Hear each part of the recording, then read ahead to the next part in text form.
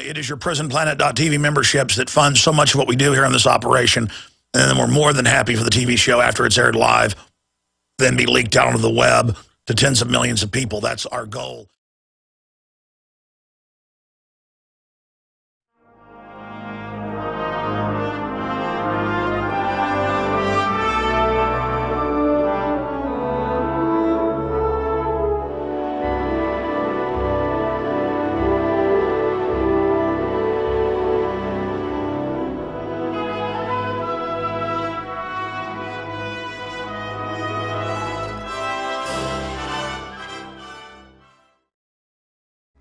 Well, obviously, this is going to be another riveting and extremely important and informative and hopefully awakening transmission today.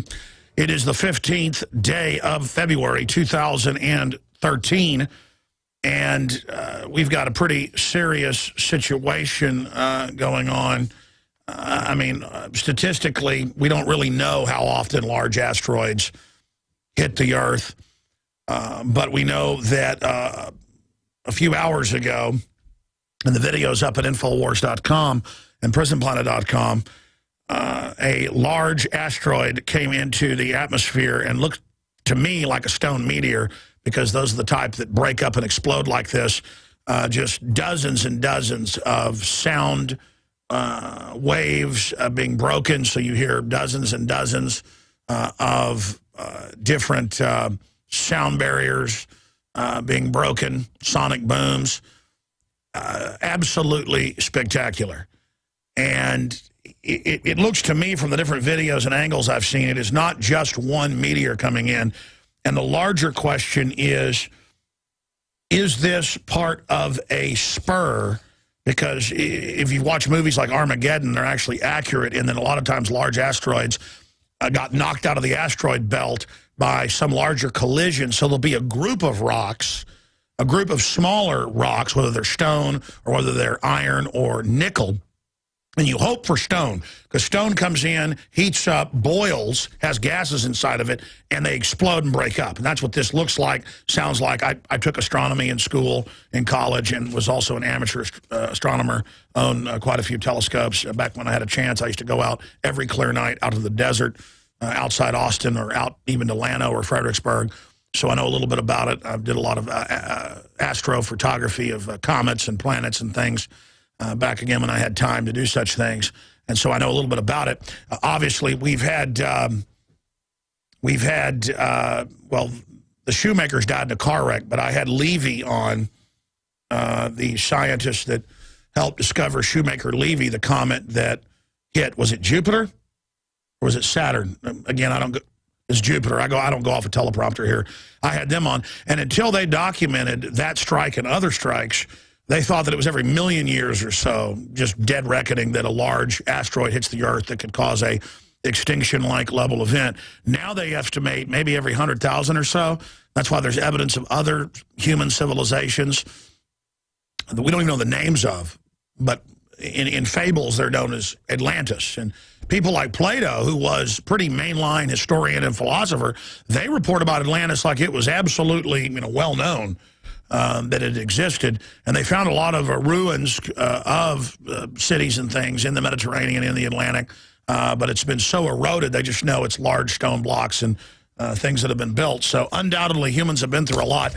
There was the famous case back at the turn of the last century when a large comet or meteor, that's what they think, some think it was an early atomic bomb test, just decimated hundreds of square miles. So why does Russia keep getting the large impacts? That's another question. So we're going to be looking at all this after the break that is coming up today, and all the news is up at Infowars.com and PrisonPlanet.com on that front. Also, it is set to pass the closest to the Earth, a little over 17,000 miles, around 1:30 Central, 2:30 Eastern today. We'll give you all of the exact numbers and more on the other side of this quick break. We've also got several big guests, very informative, a whistleblower, and then Steve Mosher, who's exposing a the fact that if they reduce population, the entire global economy will collapse. A population expert head is going to be joining us, heads of a major organization, exposing that. We'll be back. Stay with us.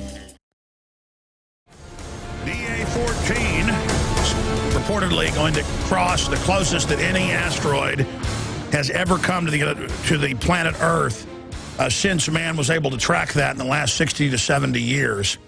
So today, 2:24 Eastern Standard Time, 2:24 p.m. Eastern Standard Time today, it is set to pass the closest to the Earth that any asteroid has ever been recorded to pass by the Earth that did not strike the Earth. This is not a movie. There is now more than 1,000 people injured. We're only 4 or 5 hours into this. Paul Watson at Infowars.com and PrisonPlanet.com has been absolutely on top of this with the most in-depth posting and reporting, along with DrudgeReport.com that also has about, I don't know, 15 stories, the very latest posted up there. Also, Russia shot down the meteor. Theory spreads online. We're reporting on that. I do not believe they shot down a meteor coming in at 17,000 plus miles an hour. I have been an amateur astronomer for a long time, and even took a few classes in community college on it and things, and have visited some of the big observatories. And I've had a lot of famous astronomers on, like Levy of Shoemaker, Levy Discovery, the big comet that ended up slamming into one of the gas giants and blowing holes in the side of it, larger than the planet Earth. They've proven that large asteroids hit heavenly bodies a lot more often than what had previously been thought. And we, of course, had the 1906 case of some type of large comet or piece of an asteroid, or 1908. How do you pronounce that? What happened at Tunguska in 1908? And it just hundreds of square miles, huge crater, blew down trees for hundreds of square miles. Why is it always Russia getting hit? Well, it's up there towards the North Pole, and for whatever reason, they tend to be able to track even smaller stone meteorites and the nickel and the iron meteorites coming in at the poles for whatever reason. There's something tying into the poles and the gravitational pull and the rest of it. But this is what we know right now. It appears from what I've studied and what I know, and watching literally hundreds and hundreds, well, more than that. I've been at meteor showers where hundreds come in one night. So out of thousands of meteors I've seen come in, you know what an iron or nickel one looks like. They come in, they get bright red, and they just keep burning and then disappear. If they burn up completely, generally they don't. That's why they're the more dangerous type, because they keep their mass and are able to accelerate. The stonies are more fun to watch because you can have one come in the size of a school bus. It heats up, turns blue, and then explodes like a movie. And when you see this up in the high desert, and just shoots out hundreds of little meteors that you see come off of it as it explodes. And that's what this looks like, is a huge stony coming in. And best we can tell, DA-14, the size of a football field, that would be like thousands of megatons if it was to hit the planet, to make it all the way in. It would just be, it would definitely cause the temperature to go down for several years. It would throw up tons of dust. NASA's got breakdowns of what it would do if it hit. And it, again, depends what angle it came in, where it came in. But it would absolutely be something that would change things big time. Really amazing to see this going on. But here's the issue. A lot of times, large asteroids like DA-14 that's going to be passing the Earth here in about 2 hours and 15 minutes. That is 2:24 Eastern Standard Time. That's 1:24 Central. That's 12:24 Mountain. That is 11:24 Pacific, and you can adjust that for time zones around the world. And it is coming, again, the closest that any large asteroid to not hit the Earth has ever been recorded coming to the Earth. We know that, again, from satellites, they can now see thousands of large craters all over the Earth that look just like the moon when the computers remove the foliage.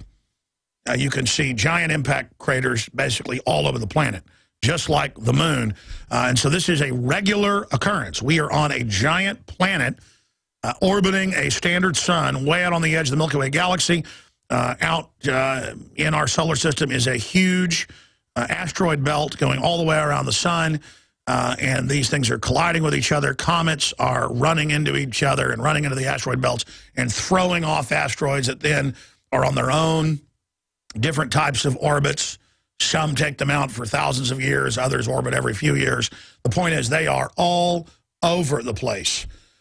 If you look at the asteroid maps, because of amateur astronomers and also universities and governments tracking them, there's just a sea of rocks out there. Micrometeorites, you name it, just clouds of them. And so generally when you have a large asteroid coming by, it's followed by spurs or pieces of itself that got broken off when it was ejected out of the asteroid belt, or even if it came from out further past Pluto in the Kuiper belt. And so generally they have spurs in front of them, beside them, behind them. And it appears from the photographs, we can put one of these up for TV viewers. If not, just type into the search engine, the NSA search engine, Google, or go to a Patriot site like startpage.com and type in asteroid DA14 photo, and it will show you radio telescope scans of it in great detail. And there is an image of it on screen, and it appears to be mainly a giant stone meteor, which is good news. If it was to come into the atmosphere, it would undoubtedly heat up. The gases trapped in the rock would boil. It would explode. But you just saw a small piece, probably a vanguard of DA14, Stony, come in and blow up over an unpopulated, somewhat unpopulated, sparsely populated, over 1,000 injured. They're reporting people in intensive care. Now they're reporting there may even be some deaths. We've got to track that. This is all breaking right now. And so just to give you an idea how precarious life is, just like I was saying last week, asteroids are a bigger threat than carbon dioxide from humans that plants breathe. Yeah, Sky News is reporting 900 plus. The Daily Mail is reporting 1,000, some numbers. And again, it's just more coming in all the time. This blew up outside a farming community town over a rural area and has injured 1,000 people or more. Does that give you an idea? Just a little piece. They're estimating that, again, it was the size of a couple school buses, maybe. Can you imagine something 500 times bigger coming in? And that's a conservative estimate, I mean, of DA14. It would come in, it would blow up and shoot spurs over a massive area. And if it hit something like London or Chicago or New York or Tokyo or Peking, or just Dallas, Texas, it would undoubtedly kill tens of thousands of people conservatively. And my only issue is I said, hey, I don't think it's going to hit the Earth, but if there was an asteroid coming to hit the Earth, NASA would be telling you don't worry about it. It's just the instinct of government to always lie. Because what if it doesn't hit? What if they're wrong? What if they cause a panic and then they get the blame? So that's why they always keep you in the dark. That's the mindset. So I said, probably isn't going to hit us. But my issue is, why aren't there deep orbit systems out there to destroy these? And the argument is, well, if you destroy it, it'll make a bunch of spurs that might not have hit, but now will hit. Or, what do? Have a rocket that goes and lands on it, and then, boosters it away from the planet, whatever. This is the real threat to the species. But the globalists are all delusional, thinking they're going to merge with machines and become gods and all this stuff, and they can't even run their own lives. They take our ingenuity, our ideas, the general population's vigor, they extract it off and then declare themselves ruler of Earth when they can't even control themselves.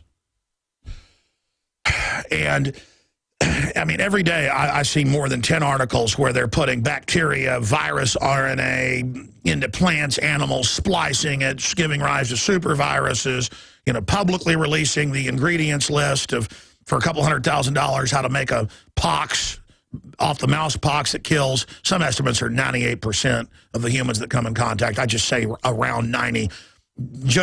Well, I guess it's lying is what it is. People accuse me of exaggerating. And generally, what I catch myself doing is, I know they say that the mouse poxin test of what other mammal they designed it for, mice in one test, it kills 97 to 98%. I mean, I know that number. I know that's been in the news. I know I've covered it. And I just say, kills over 90%. You see, I'm holding back. And it's not even lying. It's just that I can't believe it's happening. I can't believe that they would release how to do this while wanting to grab my wife's breast or stick their hands down my pants if I want to fly somewhere. And telling me it's because of Al-Qaeda that the government publicly runs on the news now and is turning over the Middle East to. Because our government isn't our government. We've still got a lot of free people. We've still got smart people. We've still got a lot of freedom left in the country. They're trying to take over and phase all that out. They've got the central government. They've got the private banking system. They've got the Federal Reserve. They're federalizing things. They're taking over the local police with Homeland Security. They're setting up their rural councils with the Pentagon over it. They're Northcom. They're taking over all these other countries. They're taking over. These people are like, well, why are you still on the air? Because I saw it coming a long time before it got here, put the info out, got laughed at. Now it's happening. I have a lot of credibility, and so people are putting me on the air. Again, they have to get the general public to follow the script and buy into the hoax to go along with it. If we wake up to it, it won't happen.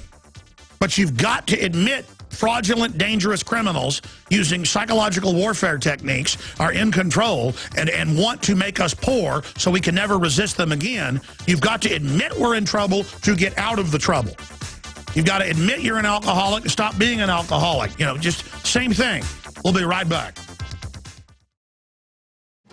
We've got it.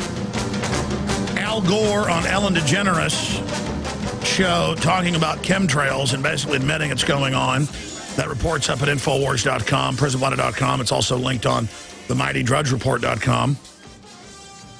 We're going to get into the economic news. Central banks buy most gold since 1964.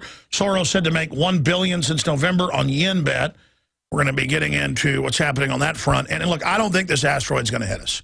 My point is that if the government says, don't worry, nothing to worry about, that's when I start worrying, because it is the closest, 17,000 miles that an asteroid has ever been recorded coming by the Earth that didn't hit the Earth. Russia shot down the meteor. Theory spreads online. Wild hypotheses include kinetic bombardment weaponry aimed at Russia by U.S. And as sexy as that is and all over the news, and we did an article about it, it's a stone meteorite blowing up. That's what they do. Rock has gas trapped in it, and when it comes in and heats up really fast, you know, it's coming in at 17, 20,000 miles an hour, depending on how fast. They can come in up to 30,000 miles an hour, and they hit the atmosphere, they heat up, and then the steam starts coming out, basically, and they explode. And that's what this looks like. It comes in, it explodes, and it's probably a tiny spur, because DA-14 appears to be a stone meteorite as well. And that's good. If DA-14 or its other spurs hit the planet Earth, they are stonies, it appears, and will blow up and not be as deadly. What you want to worry about is a nickel meteorite being a piece of an asteroid, or an iron meteorite coming in off an asteroid. And let me tell you, if that happens, you've got big problems. Because if that would have been an iron or nickel piece of an asteroid coming in as a meteorite, it would have been absolutely that much more devastating. It would have hit and then had incredible kinetic energy and just blown a gigantic crater and been even more devastating. Most of the explosion is dissipated, it appears, at about 10,000 feet up in the atmosphere where it explodes. So, again, and I'm just putting generalities out there as a layman who studied this a bit, but what I'm saying is also being reported on by NASA and others here in my stack. Again, this is not a movie. NASA to chronicle close Earth flyby of asteroid. It's supposed to come by at about 1:24 Central, 2:24 Eastern. DA-14, we're getting the first images now of DA-14.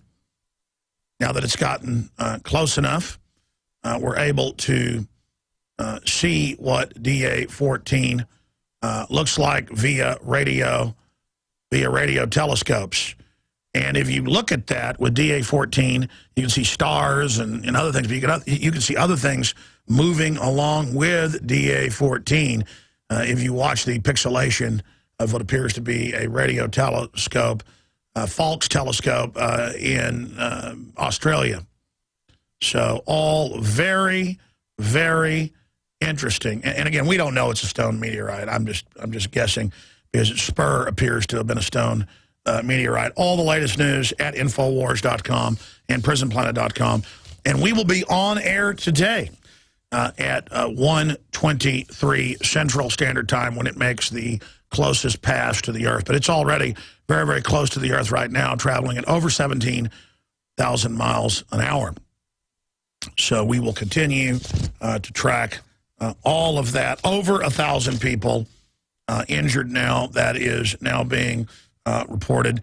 And ancient asteroid strike in Australia changed the face of the Earth. A strike from a big asteroid more than 300 million years ago, they don't even know when it was, they just say that, left a huge impact zone buried in Australia and changed the face of the Earth, researchers said on Friday. They think they can tell because of strata, where they could study the different particles that come off the asteroid. The dust and the greenhouse gases released from the crater, the seismic shock and the initial fireball would have incinerated large parts of Earth, said Andrew Glickson, a visiting fellow at the Australian National University. The asteroid was bigger than 10 kilometers, 6 miles in diameter, while the impact zone itself was larger than 200 kilometers, 120 miles, the third largest impact zone in the world. The greenhouse gases released would stay in the atmosphere for tens of thousands of years. Oh, how horrible. The plants would breathe it. But genetic engineering, that's no problem. Antimatter bombs they're building, no big deal.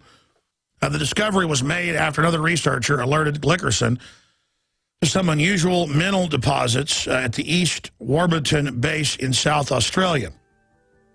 And it goes over all of it right there. Yeah, see, I hadn't even read the whole article. It would be mineral deposits, how they could tell. Okay, we'll be, I'm smart, I'm joking, being obnoxious. Yeah, I wouldn't hold your breath, folks. The asteroid, who knows, though? The government could set off a bunch of nukes and say it was an asteroid and take our rights. I mean, you know, you never know what they'll do because they're so criminal, they're so conniving, the globalists are so sickening. All right, we had a whistleblower call in about a week and a half ago talking about working as a military nurse and seeing them put all the people on the psychotropic drugs and how crazy they were going and the violence it was causing. She's going to pop in for about 20 minutes in the next hour, and then we're going to have open phones. Steve Mosher, you may have seen those graphic pieces online on YouTube where they show the factual numbers on population and the fact that if we reduce our population, society will totally collapse. We've at least got to have 2.2 children on average because you have to have that number just to continue to have the Social Security and a society under the old people to have an ordered human system. See, the globalists want to just wreck that as part of an economic warfare program. So Steve W. Mosher, an internationally recognized authority on China and population issues, as well as acclaimed author, speaker, has worked tirelessly since 1979 to fight coercive population control programs and has helped hundreds of thousands of women and families worldwide over the years. He's been all over 60 Minutes, 2020, you name it. We worked hard to get him here on the show, and they've put together the website, pop.org, that exposes at the Population Research Institute the amazing little cartoon films that show the numbers. We're going to be playing some of those today when he joins us as well in the third hour. The myth of overpopulation, it's that the countries haven't been industrialized. And we're going to be breaking all that down. Certainly there are areas of compact poor, like in India and places where it's absolute squalor. Or they'll show you a war in Africa where one tribe's been driven out from an area that's furtive and has a lot of farmable agriculture belts into the desert. And then you see them starving to death and children being eaten by vultures. I love how they don't help the children being eaten by vultures, the National Geographic people. They just show them dying. Don't get involved in the natural order of things, even though the West is generally funding rebels in the area to help destabilize things. And that's all on record as well. So African can invade So that is just some of what's coming up on that front. I do want to open the phones up right now. It's 800-259-9231, 800-259-9231. We are selling out very, very quickly of the InfoWars February issue of the magazine, Why the Tyrants Want Your Guns, 60-page, glossy, full of graphics, full of documentation. It's the equivalent of a book. And you can buy these in bulk of groups of 10 up to 100 at cost and give them to your friends and family. Great way to wake people up. And inside, it's got the big poster of Come and Take It with the Texas flag with an AK-47 variant with the right to keep and bear arms written inside the gun. Great way to hang these up around town in legal and lawful areas. You just take it right out of the middle of the magazine and get the word out. So buy 100 of them. That's 100 of these posters you can put up around town. See how the gun grabbers like that? Oh, boy. Anyways, that doesn't really support the broadcast. It supports liberty and freedom and warns people, just like our forebears did back in 1776. They used pamphlets to get the word out. How you do support us is getting great deals on things like Pro Pure water filtration, stainless steel with the Pro 1, knocks out the fluoride and the hydrofluorosilicic acid. None of the competitors can do that. All in one filter. And 10% off with promo code WATER. It is the lowest price out there for the Pro Pure Pro 1 systems, period. We recently had the owner of the company here in town. We're going to air an interview we did with him later this week. But we have the lowest prices anywhere, 10% off with promo code WATER, InfoWarsStore.com, or call with the promo code 888-253-3139. 888-253-3139. And you can also write to us at P.O. Box 19549, Austin, Texas 78760. And don't forget, you can get 11 memberships, because technically you get yours and then 10 extra. So I was plugging 10. They said, well, it's actually 11.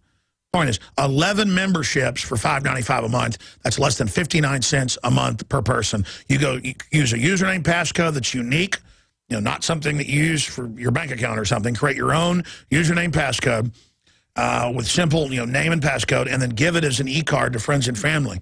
I think you can probably give it to like 20, 30 people.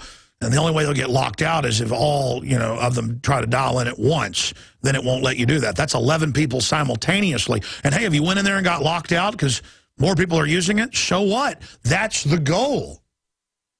And we've got special rants, special reports, all my films, my book, Paul Watson's book, both out of print. 17 years of material. It's almost been up 10 years. That's prisonplanet.tv.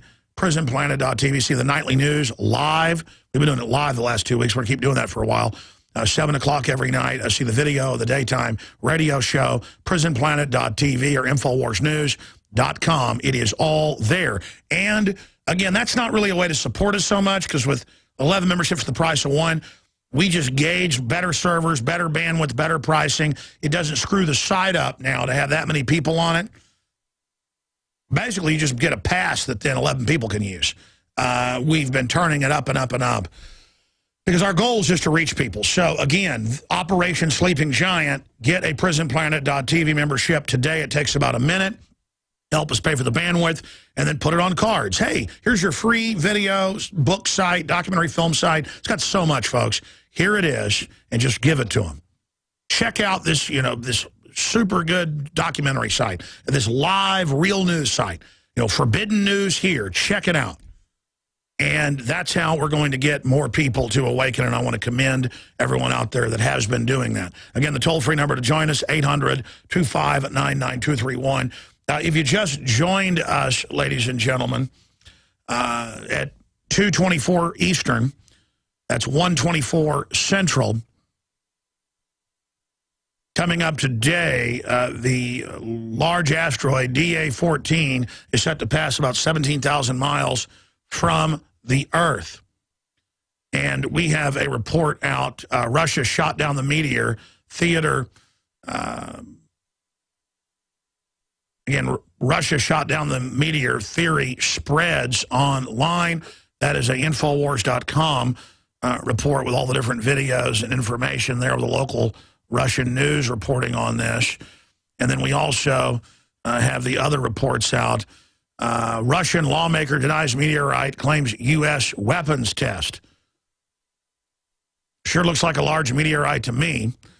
Also, sonic boom from 10-ton rock. Well, yeah, when you listen to the videos, heck, maybe we should cue one of those up and play it for radio listeners. You hear boom, boom, boom, boom. And I've heard sonic booms with the Air Force flying around Dallas and Austin in my life.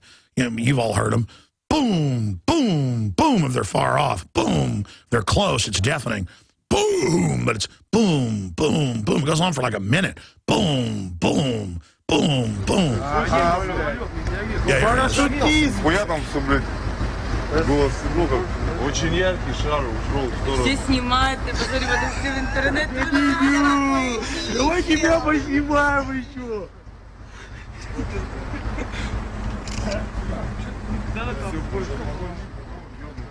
And again, if you go over to Infowars.com, let me go over there. Watson's got his article about it, and that's the one. Massive explosions, sonic booms caught on camera, astonishing footage from the impact site of the Russian meteor. That's all posted at Infowars.com. Russia shot down the meteor theory spreads online. Did Russia shoot down meteor? Russian meteor shower linked to DA-14. That's the one where you can really hear the sonic booms, is that video. There's just so many of these. It's all just information overload. But it's all up at Infowars.com and prisonplanet.com. Here it is. Он упал кто-то, да?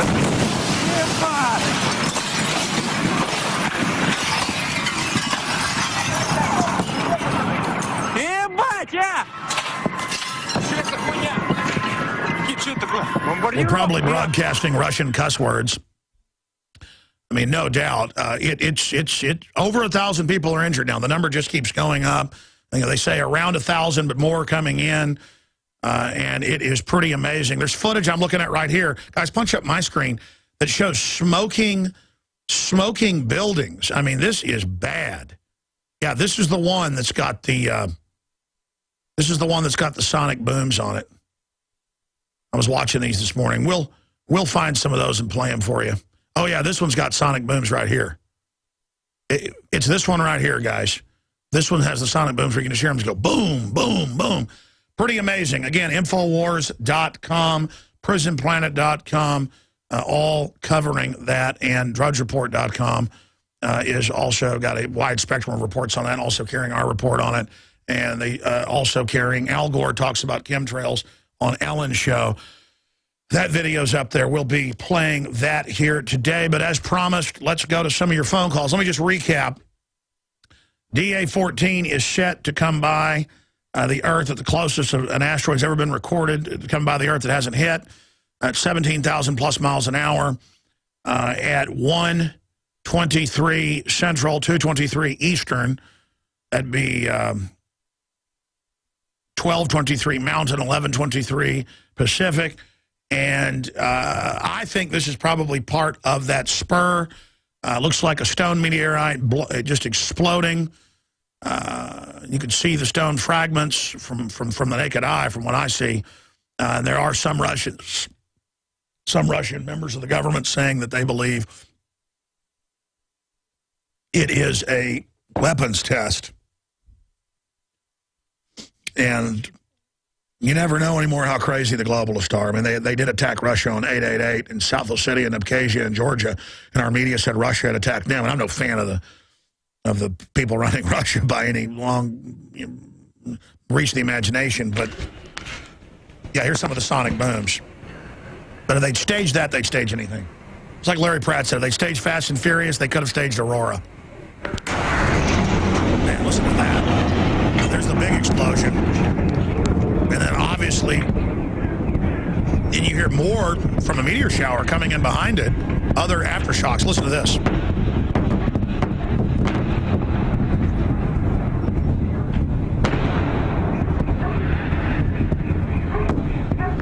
Now, you could argue that that's it hitting houses and things, which did get hit, but it sounds like sonic booms, what I've heard, when a jet's 5 miles away and you hear that boom, boom, boom. Pretty spectacular. again, we care what Hollywood people are doing. Sure, some of them are interesting. I'm not saying it's bad to be into a Hollywood star or something. The point is that, or Kate Upton, I'm not saying that's evil. There's nothing wrong with swim shoot, polar shoots. The whole point is that there's a whole universe around you. Comets and asteroids and meteors coming in and meteorites you can find and just so much magic out there.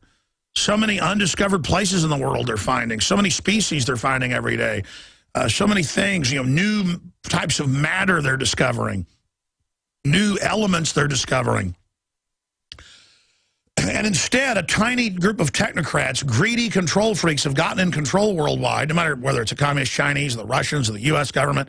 And they're basically fighting with each other for power, but all agreeing on whatever the latest technology is to suppress the people. And I just want to empower humanity because I like my children. And I like your children. Who doesn't look at children on a playground playing and want them to not die in car wrecks and want them to not ever use drugs and want them to never, have a bad life or be hurt? And I guess that's sappy to modern people that are just into being totally selfish, mindless, violence is cool, or they're these fake control freak liberals who act like they care about everybody, but really it's all about them being in charge. Why is it that really cool, smart, powerful people never want to be in charge and just want to be happy and left alone and would be embarrassed to try to dominate or trick people?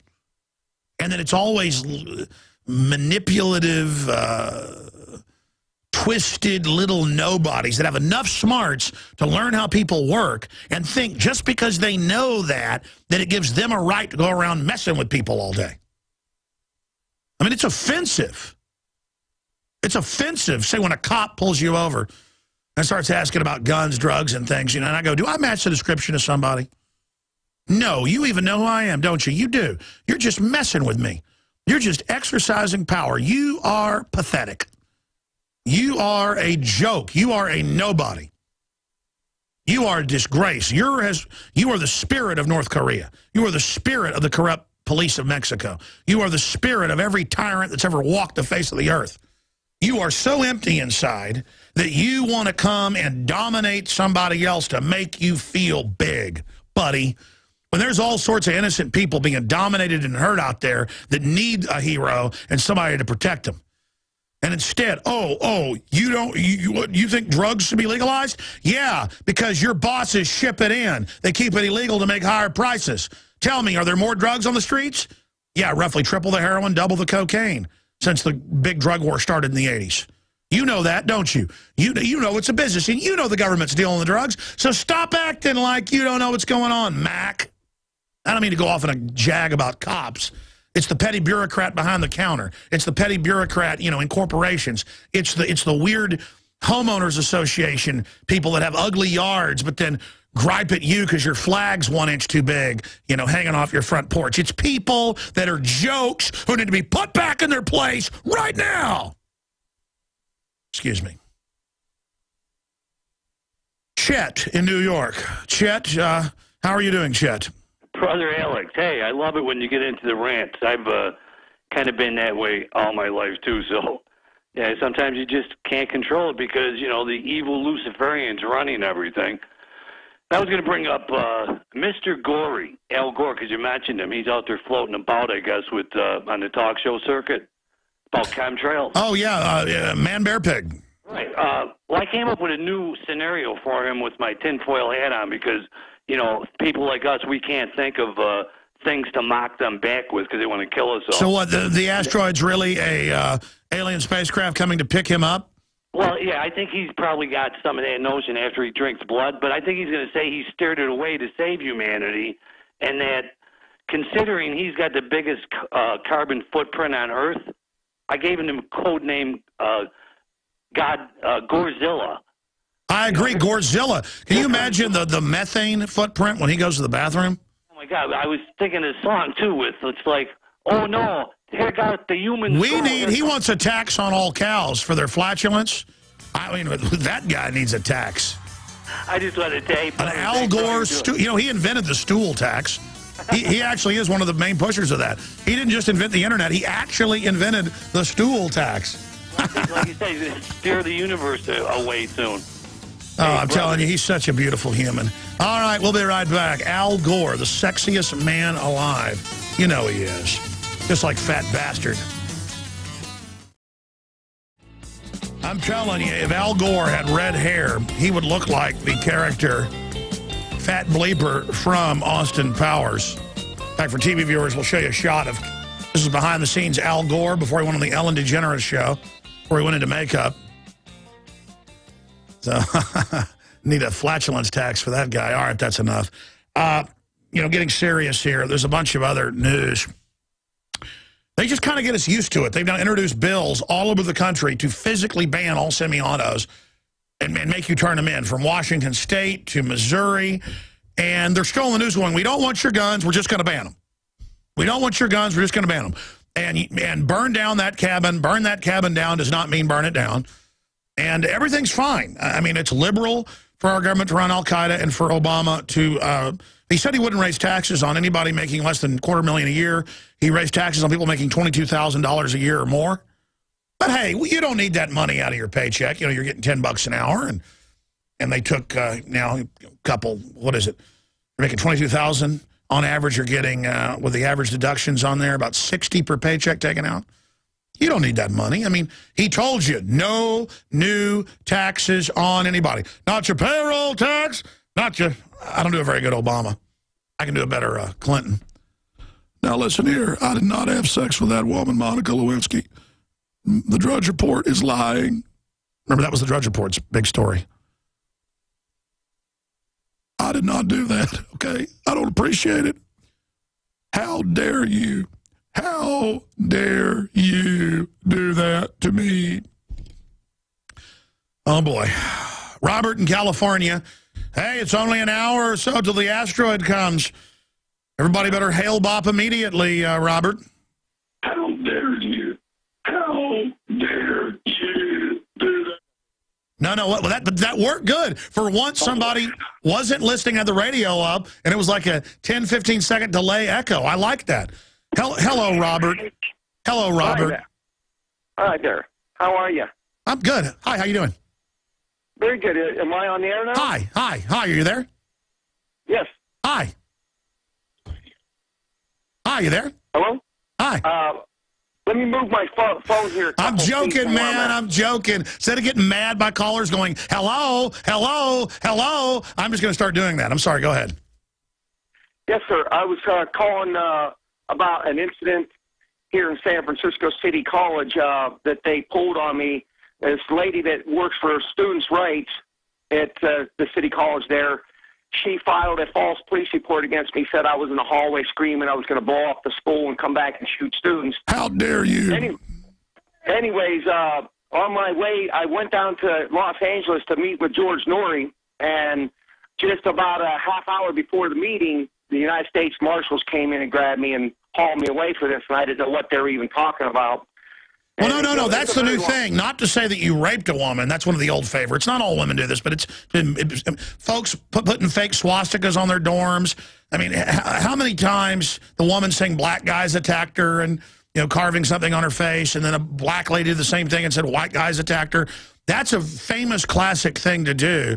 But now you just have a bubble gun. You know, you get expelled, or a water gun, you get arrested. But then meanwhile, they've got this new song out that I'm going to do a video on today, Harlem Shake, where it says, we are the terrorist. It says, con los terroristas. Am I saying that right?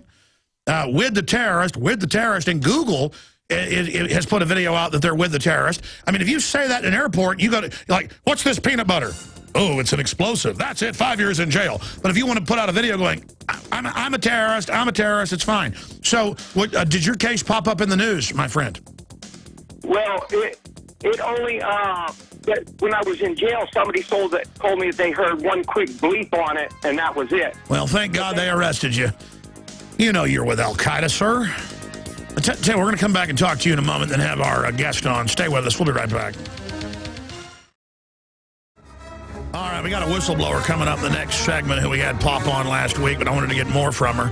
We're going to keep her name private for security reasons, but talk about the drugging of troops. Very important. And we'll get back into the meteor. Is it tied to DA-14 that's set to pass at about 1:23 Central today? That's about an hour and 23 minutes. We're going to be covering that. Al Gore on chemtrails. It's all coming up. But, Robert, finish your point. So somebody just said that you were going to shoot up a college, I guess, and bomb some people or something. What happened? It wasn't just anybody. The name of the lady was Jane Will Hardy. Let's not say her name because I don't know the story, sir. I mean, tell me what happened. It's the people that represent students' rights that said this about me, made the false report. Yeah, well, you know, Alan Dershowitz went on after I was on and said, that guy's dangerous. He shouldn't have guns. He might shoot people. And then the next night they said they wanted to kill me on the show, Buzz Bissinger and Piers Morgan and others. I should have brought up to Morgan, even though I promised to be nice to him. They let me behind stage and to surprise him in South Texas 2 weeks ago, a week and a half ago. I should have said, hey, why'd you say you want to shoot me? God, but it didn't matter. I told the gun shop owner if he let me surprise him, I'd be nice to him. See, I shouldn't have gone down there. I shouldn't have promised if I could surprise him that I'd be nice, because then I kept my promise, which I think was immoral. Not immoral to keep the promise, immoral not to confront Piers Morgan again, but whatever. Whatever. I kicked his butt. That's why he had invited me back on to get record ratings. Okay, so what happened to the school? You're like a constitutionalist or something and said you disagree with somebody and then they said this? What are you alleging? No, this is a great big story. I have 30 pounds of documents that goes with it, and that nobody will investigate this woman for what she did to me. The police went to my house. I've been a hunter since the 1970. You're an evil person. And so I owned a lot of firearms. But just tell us the story like you had 60 seconds. Where were you? What happened? Well, I was in Los Angeles meeting with George Norrie when the United States Marshals came in and got me. All right, listen. I need to know the story. Well, let's try one more time. George Norrie, Coast to Coast AM host, university, woman, police, just like, talk to me like I'm 5 years old. What happened? Well, they came and arrested me for the false report. And false report where? False report how? The false report was made in San Francisco by this woman at San Francisco City College. She works for the college. Is that where you go to school? Well, I was trying to go to school. I just signed up for a new semester, and it was within 2 weeks after the semester started when I went to the students' rights office to talk to them about a problem. And then I went there the next day. The gentleman that I went to speak to wasn't there. His secretary was. Did you say anything threatening? No. There was another woman present with her the whole time. And I didn't say this. See, the thing that she made the report on me about did not happen. Well, listen, I don't know the story. I don't know the person. You should file then a report that she made a false police report. That's a felony, if it's true. I can't get anybody to help me. Nobody will help me here in this community. So have they dropped the charges against you? No. It's very complicated. I'd like to. I'm almost ready to. I'd like to talk to one of your investigators and show them my documents. Now, here's the deal. We barely have time. We're working usually until about 7, 8 at night here.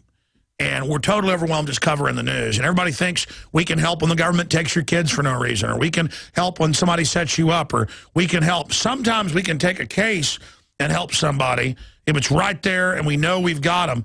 But, you know, places like California, even though we're on a lot of affiliates there, a lot of nice people there, the state's really evil. I mean, you might as well live in North Korea. You know, I say push the trial, don't plea bargain, whatever they've made up, and bring in that woman as a witness, everything, they'll drop it. If it didn't happen. And I'm sorry. Look, they're saying gun owners should all just be locked up in mental institutions. They teach at these colleges that all sex is rape, that men are bad, okay, that families are bad. These are cuckoos. Ladies and gentlemen, we are back live. Again, thank you so much for joining us on the worldwide broadcast today. And we are going to be taking your phone calls here in about 15 minutes. Now, going over some of the news, obviously, we're going to be covering the fact that some in Russia are saying that that large meteor that blew up over a somewhat unpopulated area but still injured over 1,000 people might have been some type of U.S. weapon. They have members of their government saying that. I think that's pretty ridiculous. Looks like a big stone meteor exploding to me. That's what stone meteors do. The people ignorant of how meteors behave might actually believe that. Of course, some are saying, and I think it has a lot of credibility, that can be tied to DA-14, that is the closest passing meteor in our recorded history since they've been able to actually pick up these objects the last 50 or 60 years. And a lot of times these asteroids have a group of smaller rocks traveling with them from whatever event happened in the asteroid belt or outside the solar system in the Kuiper belt or on the edge of the solar system. Generally, other collisions cause the larger rocks to be thrown out along with debris. And it's 17,200 miles away, traveling a little over 17,000 miles as well inside the satellite belt with a geosynchronous orbit. And if other spurs are traveling beside it or behind it, this one was traveling in front of it, you can look for some more action. It's set to pass the closest to the Earth that it will at 17,200 miles away in about an hour and 15 minutes, or at 2:24 Eastern Standard Time today, 1:24 Central Standard Time today. We're also going to get into Al Gore talks about chemtrails on the Ellen Show, weather modification. Very, very important. The fact that the entire government knows about this and is running with the UN. They even have the treaties, a global weather manipulation program. And then when we talk about it, they act like it doesn't exist. It's like, no, we never said burn down Dorner's cabin. Burn that house down, burn that cabin down does not mean burn it down. Place the burners. Okay, the fire is set. Okay, we have a fire. It's burning down. You know, good job, great job. That doesn't mean we burned it down. These aren't the droids you're looking for. Move along, move along. Again, Bill Clinton did not have sex with that woman. And Obama is a Peace Prize person. And he's a libertarian, too. Banning the Bill of Rights and Constitutions, warrantless wiretapping, secret arrest, trillions in banker bailouts to his friends, billions to fake energy companies, massive tax increases on the poor, setting up death panels. But it's loving. It's loving. Now, shifting gears for this segment, Sandy called in on the Sunday show, and I wanted to get her back on because it's on record they put combat troops on psychotropics and other antipsychotics and very dangerous drugs that are linked to mass suicide, death, megalomania, activity like that. And she joins us to talk about that as a nurse who was in theater multiple times. And again, she's a whistleblower, but everything she's saying is already confirmed. It's just good to hear it directly from someone that witnessed it.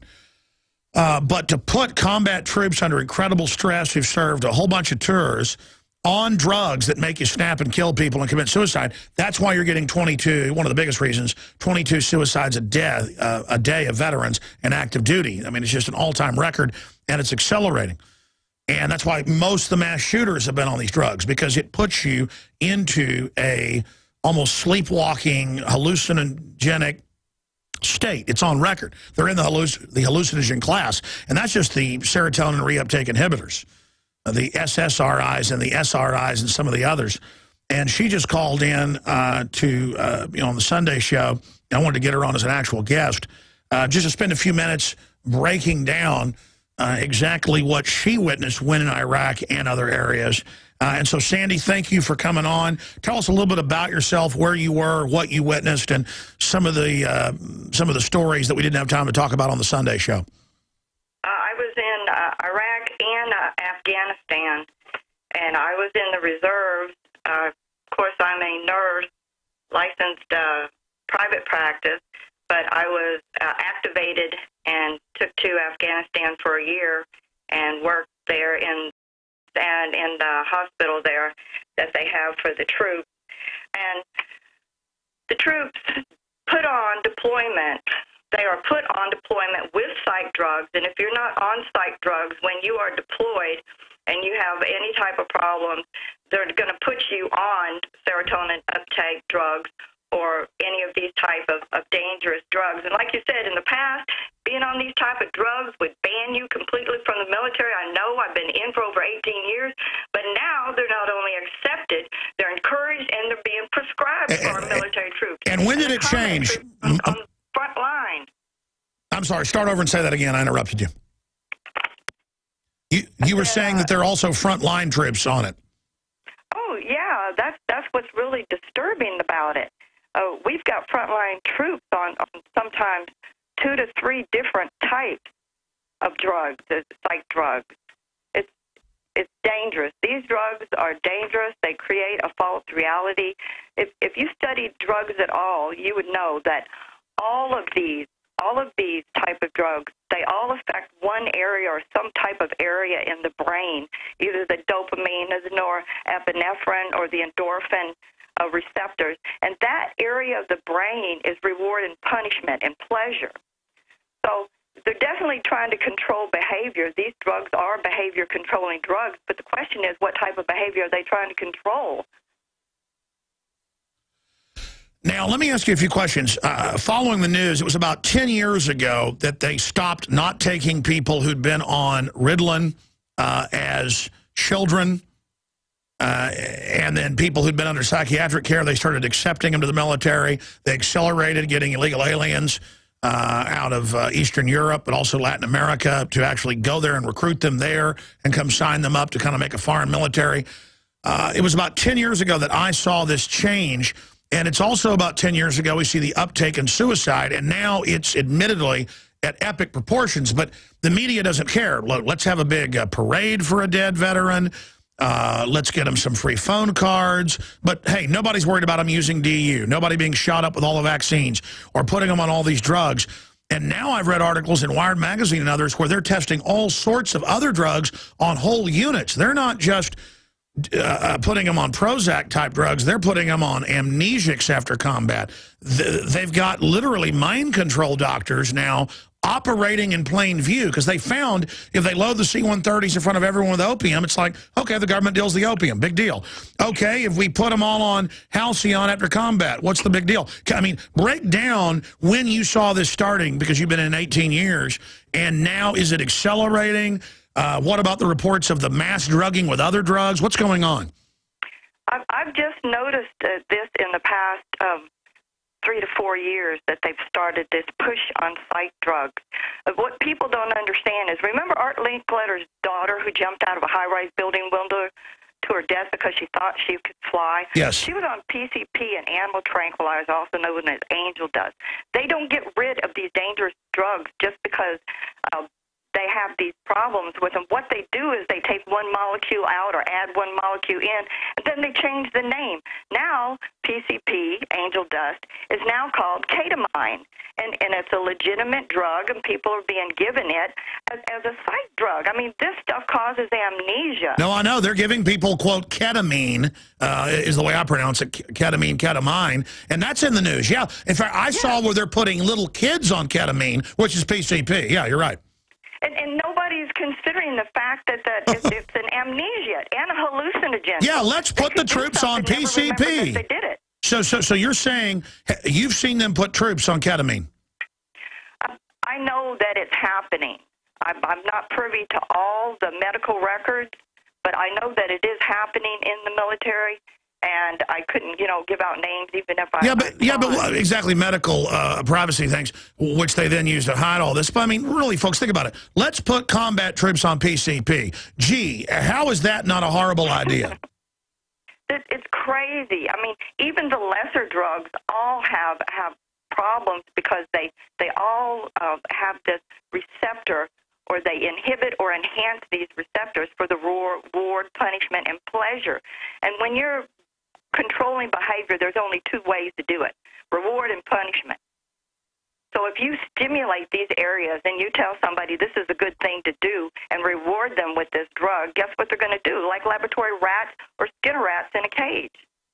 Well, you really know your stuff. What are the other nurses and doctors saying? I mean, is there a big revolt against this? There's been medical revolts against the smallpox and anthrax shots that were killing people. It was the medical corps that got that defeated. The American people didn't stand up for the troops being guinea pigs with illegal vaccines. I mean, is there any resistance now by the medical staff? We know what's I mean, one of the reasons it's not just the drugs, but it's the way that the troops are being treated over there. I mean, before you even go over there, you have to sign all these privacy statements. You have to under law that would be treason if you said anything that was going on. And of course, everything is classified now, so we can't come out and say. We can say, yeah, it's going on. And they're now arresting whistleblowers. Stay there. We're going to come back. One more segment with our guest. They're now arresting whistleblowers all over the place for reporting torture and crime and theft because the criminals now run the government. This is how tyranny takes over, folks. We'll be right back with our whistleblower guest, Sandy. All right, coming up, we got a news blitz and your phone calls for those that are patiently holding. But we've got the videos exclusive. Judicial Watch breaks USDA training videos labeling pilgrims illegal aliens. You're not allowed to say illegal aliens, and the illegal alien was up before Congress saying, don't call me that, it dehumanizes me. You're called an illegal alien in Mexico if you come in from the U.S. or Guatemala, and they give you 6 months hard labor in open-air, mosquito-infested swamps. In fact, that's even in the New York Times, that Mexico has the most aggressive, except for like North Korea, to illegal immigrants. I mean, they get your credit card info, they make your family, give them everything you've got, or they kill you. The Mexican police and jail guards pour Tabasco sauce up your nose and shoot it up your nose with a Sprite until you tell your family to give them everything. I mean, they have torture factories. This is on record, by the way. But it's like, oh, we need to be nice and take unlimited illegal aliens from Mexico, and they can have babies for free, and we'll pay for it all. See, my guest is holding, and I'm already going off on this. But I'm an extremist. I don't think we should give foreigners everything free while we go bankrupt, and the foreigners vote to take our guns. And I think it's wrong to give the troops antipsychotic drugs that actually make them psychotic while they're in combat. I think you're a little depressed, Sergeant. Let me put you on drugs that the insert says it will make you kill people, and then wonder why you start killing people or why you commit suicide. Going back to our whistleblower, Sandy. Sandy, you've got the floor for the 4 or 5 minutes we've got left. Tell people, as a nurse in Afghanistan and Iraq, you said the last 4 years or so, you've seen the mass drugging start. Kind of like until 4 years ago, every drug insert said, don't give pregnant women vaccines. They still say that, but they say on the news, every woman needs more vaccines when you're pregnant, knowing it causes a miscarriage. It's like, let's be overkill, overdrive crazy, and see how many people we can kill and hurt. And then when your kid gets brain damage from the shots, they take your kid from you, saying you beat them. I'm sorry, Sandy. Go ahead and finish up as a nurse what you witnessed. Our mistake, I think, is putting too much trust in medical science, and medical science doesn't know enough the brain to safely control these neurotransmitters and how they react with human behavior. It's a deadly trial and error system with serious consequences, and we're human guinea pigs. Have you ever watched one of the commercials for the latest and greatest pharmaceutical drugs? First you hear how great it is. Television actors show you what a great time you're going to have if you take this drug. Then this soft, sexy male or female voice starts listing all the dangerous side effects, and every single time, if you listen carefully, you will hear them say it will make the condition that you're taking it for even worse. It's crazy. It could cause mass murder, psychotic thoughts, suicide, or death. Yeah. Oh, but it's so sexy, baby. I'm sorry, go ahead. No, it's all fake reality. It's can even cause death. Stupor. It's not real. Anything can happen within this type of environment when you are controlled entirely by drugs. Ooh, Luvox, mass murder. Ah, ooh. Don't get me started on Freud, because people take too much stock with psychiatry. Father, the Freud of psychiatry, you know, he was a cocaine addict. On record, who was obsessed with his poo-poo. Oh, yeah, he had mental problems, and he related everything to sex, the Oedipus complex, penis envy, phallic symbol. Freud didn't have any B.F. Skinner locked up, some of these psychiatrists locked up their kids until they died and published books how they torture them to death. And then you taught in class, was it Skinner? Freud had sex with his patients. Well, obviously. With his patients, and most of them were prostitutes. That's where he got all his research. They were sexually molested as children. He also was supposed to have allegedly had one homosexual relationship with one of his young male patients. It's incredible. What else did you see in the military? Yeah, well, the psychiatrists in the military, they know the history of psychiatry, so they don't really trust Freud's theories and stuff. I mean, they know what a fraud Freud was and Jung and all these people. And psychiatry is the only science based totally on theory. Everybody thinks this is what's really happening in your brain, but nobody really knows for sure. So they've made that switch from psychiatry to drugs. Now it has become like medical science.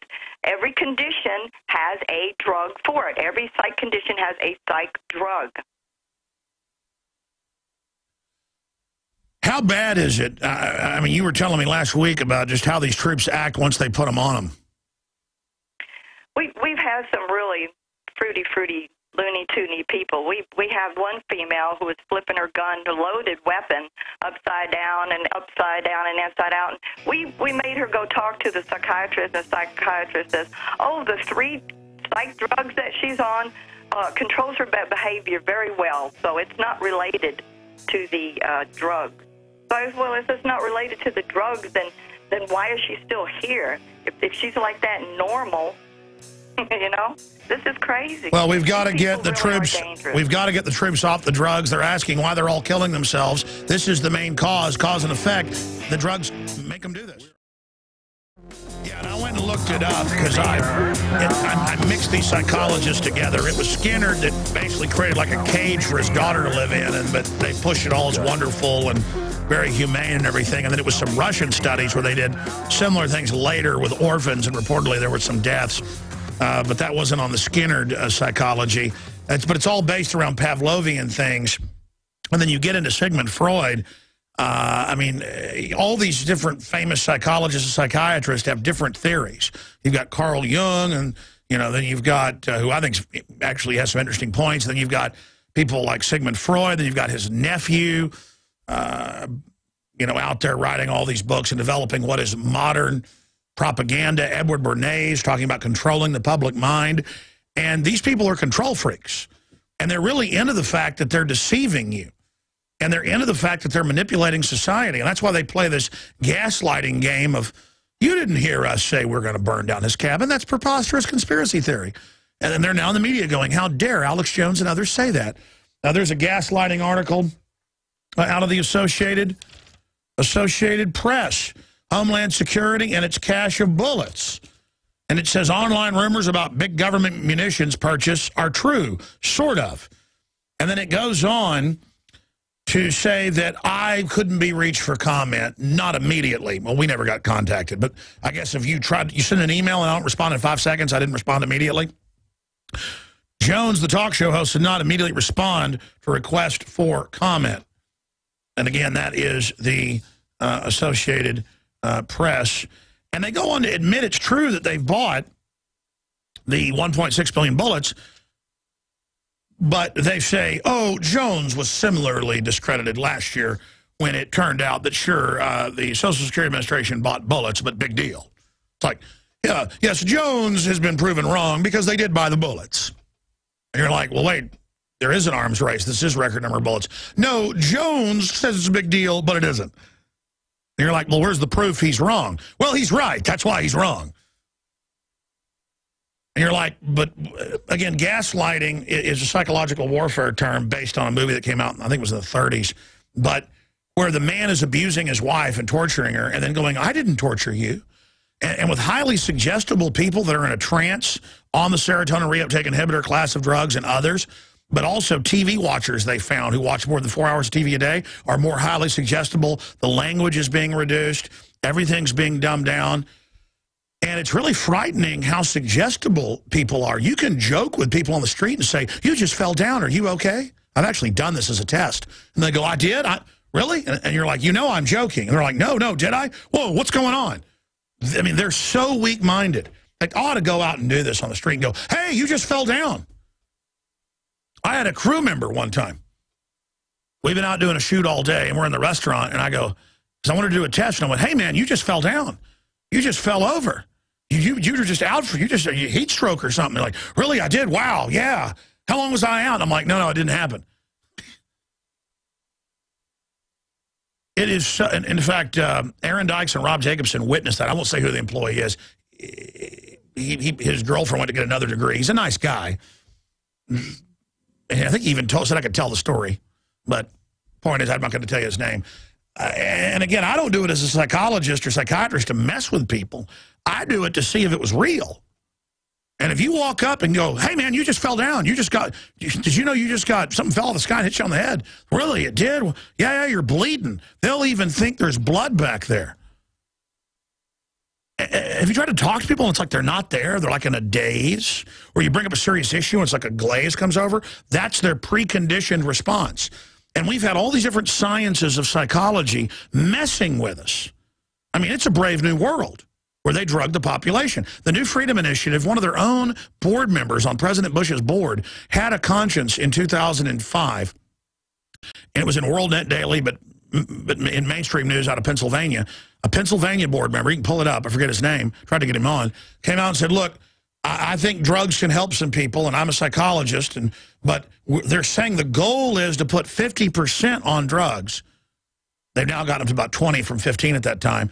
And we're just going to bring everybody into the schoolroom and make them get on the drugs. I'm going to go to your calls here in a moment, but finish up with our guest.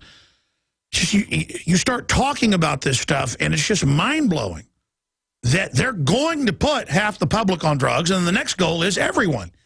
And then when people mass shoot and kill themselves, it'll be, oh, my gosh, we've got to put everybody, you know, take everybody's guns because we've put people on something in the hallucinogen class that, yeah, they may take the drug for a year. It may actually make them happy because they're now in la-la land.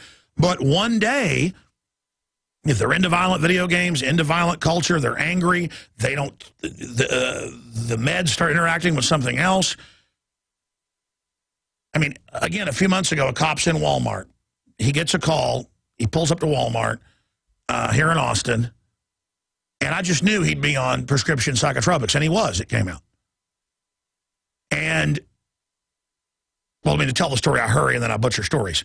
A cop gets a call in Austin. There's a man in the Walmart. And walking around with a gun, just like a zombie. And not robbing the place, just walking around with a gun in his hand. So the cop goes in, asks him, you know, says, hands up, and the guy just shoots the cop in the head. Kills him. And I said, right there, he's going to be on prescription psychotropic drugs. And it turned out he was. And I've talked to people off record who said, look, I was in a car wreck in one case, the guy said, and I hurt my back and I was out of work. And they, at the hospital, they said, well, listen, you know, you're feeling a little depressed. He was going in to see his, doctor about a week later. And they said, why don't you go see the psychologist? So they went to another floor in the medical center and they put him on some psychotropics. And he talked about how a few years later, he was on 2 or 3 of them because the first drug screws you up. So they put you on 2 or 3 of them as the answer. And now he's a zombie. And that he would wake up a day later in another town clutching his rifle in his car, sweating. Well, I mean, no kidding. You're on 3 drugs, absolutely whacking your brain. And if that guy, you know, would have gone and shot somebody, and you've all heard those stories, you've all seen it, you've all heard about it, and it's never, oh, the guy that shot the cop was drinking and taking psychotropics. In that case, he was taking an anti-anxiety. But I'm already ranting and digressing. We have a guest in 20 minutes and a lot to cover in a short time. Sandy, the military nurse, 18 years, whistleblower. Any other points you'd like to add about this? I mean, you were telling me off air about how, you know, first they go on 1 drug, then it's a second drug, then it's 3 drugs. Talk about some of that. Well, it's because when you stimulate these neurotransmitter sites, at first it stimulates that site, and later it deadens that site. And everybody who, you know, studied cocaine, which also stimulates the same site, knows that that's true. And if these sites are reward and punishment that tell you what is right and wrong, and at first it's stimulated and then it kills that area of the brain, then you really don't know right from wrong. And then you've turned into one of these. I think one of the main reasons that the military is putting our troops on psych drugs is to create a highly visible class of mental patients. So now they've got the label mental patient, and they've got the public condition, so all they got to say is mental patient, and now everybody is scared to death. They want them locked away forever. Forget about whether they really are mental patients or not. Just the label is going to scare you to death. It's classic conditioning in the purest form. They don't want you to question anything. They have already made these decisions for you, and you are not expected to think for yourself. We have a drug to do that for you. Well, they know what they're doing. It's not even a guinea pig test. They just want to see if they can get away with giving pregnant women vaccines they know will make them have miscarriages or hurt the baby, and just get away with it. They want to just see if they can put the troops on the drugs and have them commit suicide as a disposal mechanism after they've served their tour. And then they can also list them as mentally ill and take their guns. I mean, it's all a master plan. Thank you for getting in touch with us, Sandy, and thank you for being part of the show. God bless you. Thank you, Alex. Hopefully having her on can get people talking. I mean, everybody talks about veterans groups, love the troops so much, and everybody wants to help the troops all day. You help them by not going up and shaking their hand and saying, thanks for your service. What service to the New World Order? You help them by exposing our country's been taken over.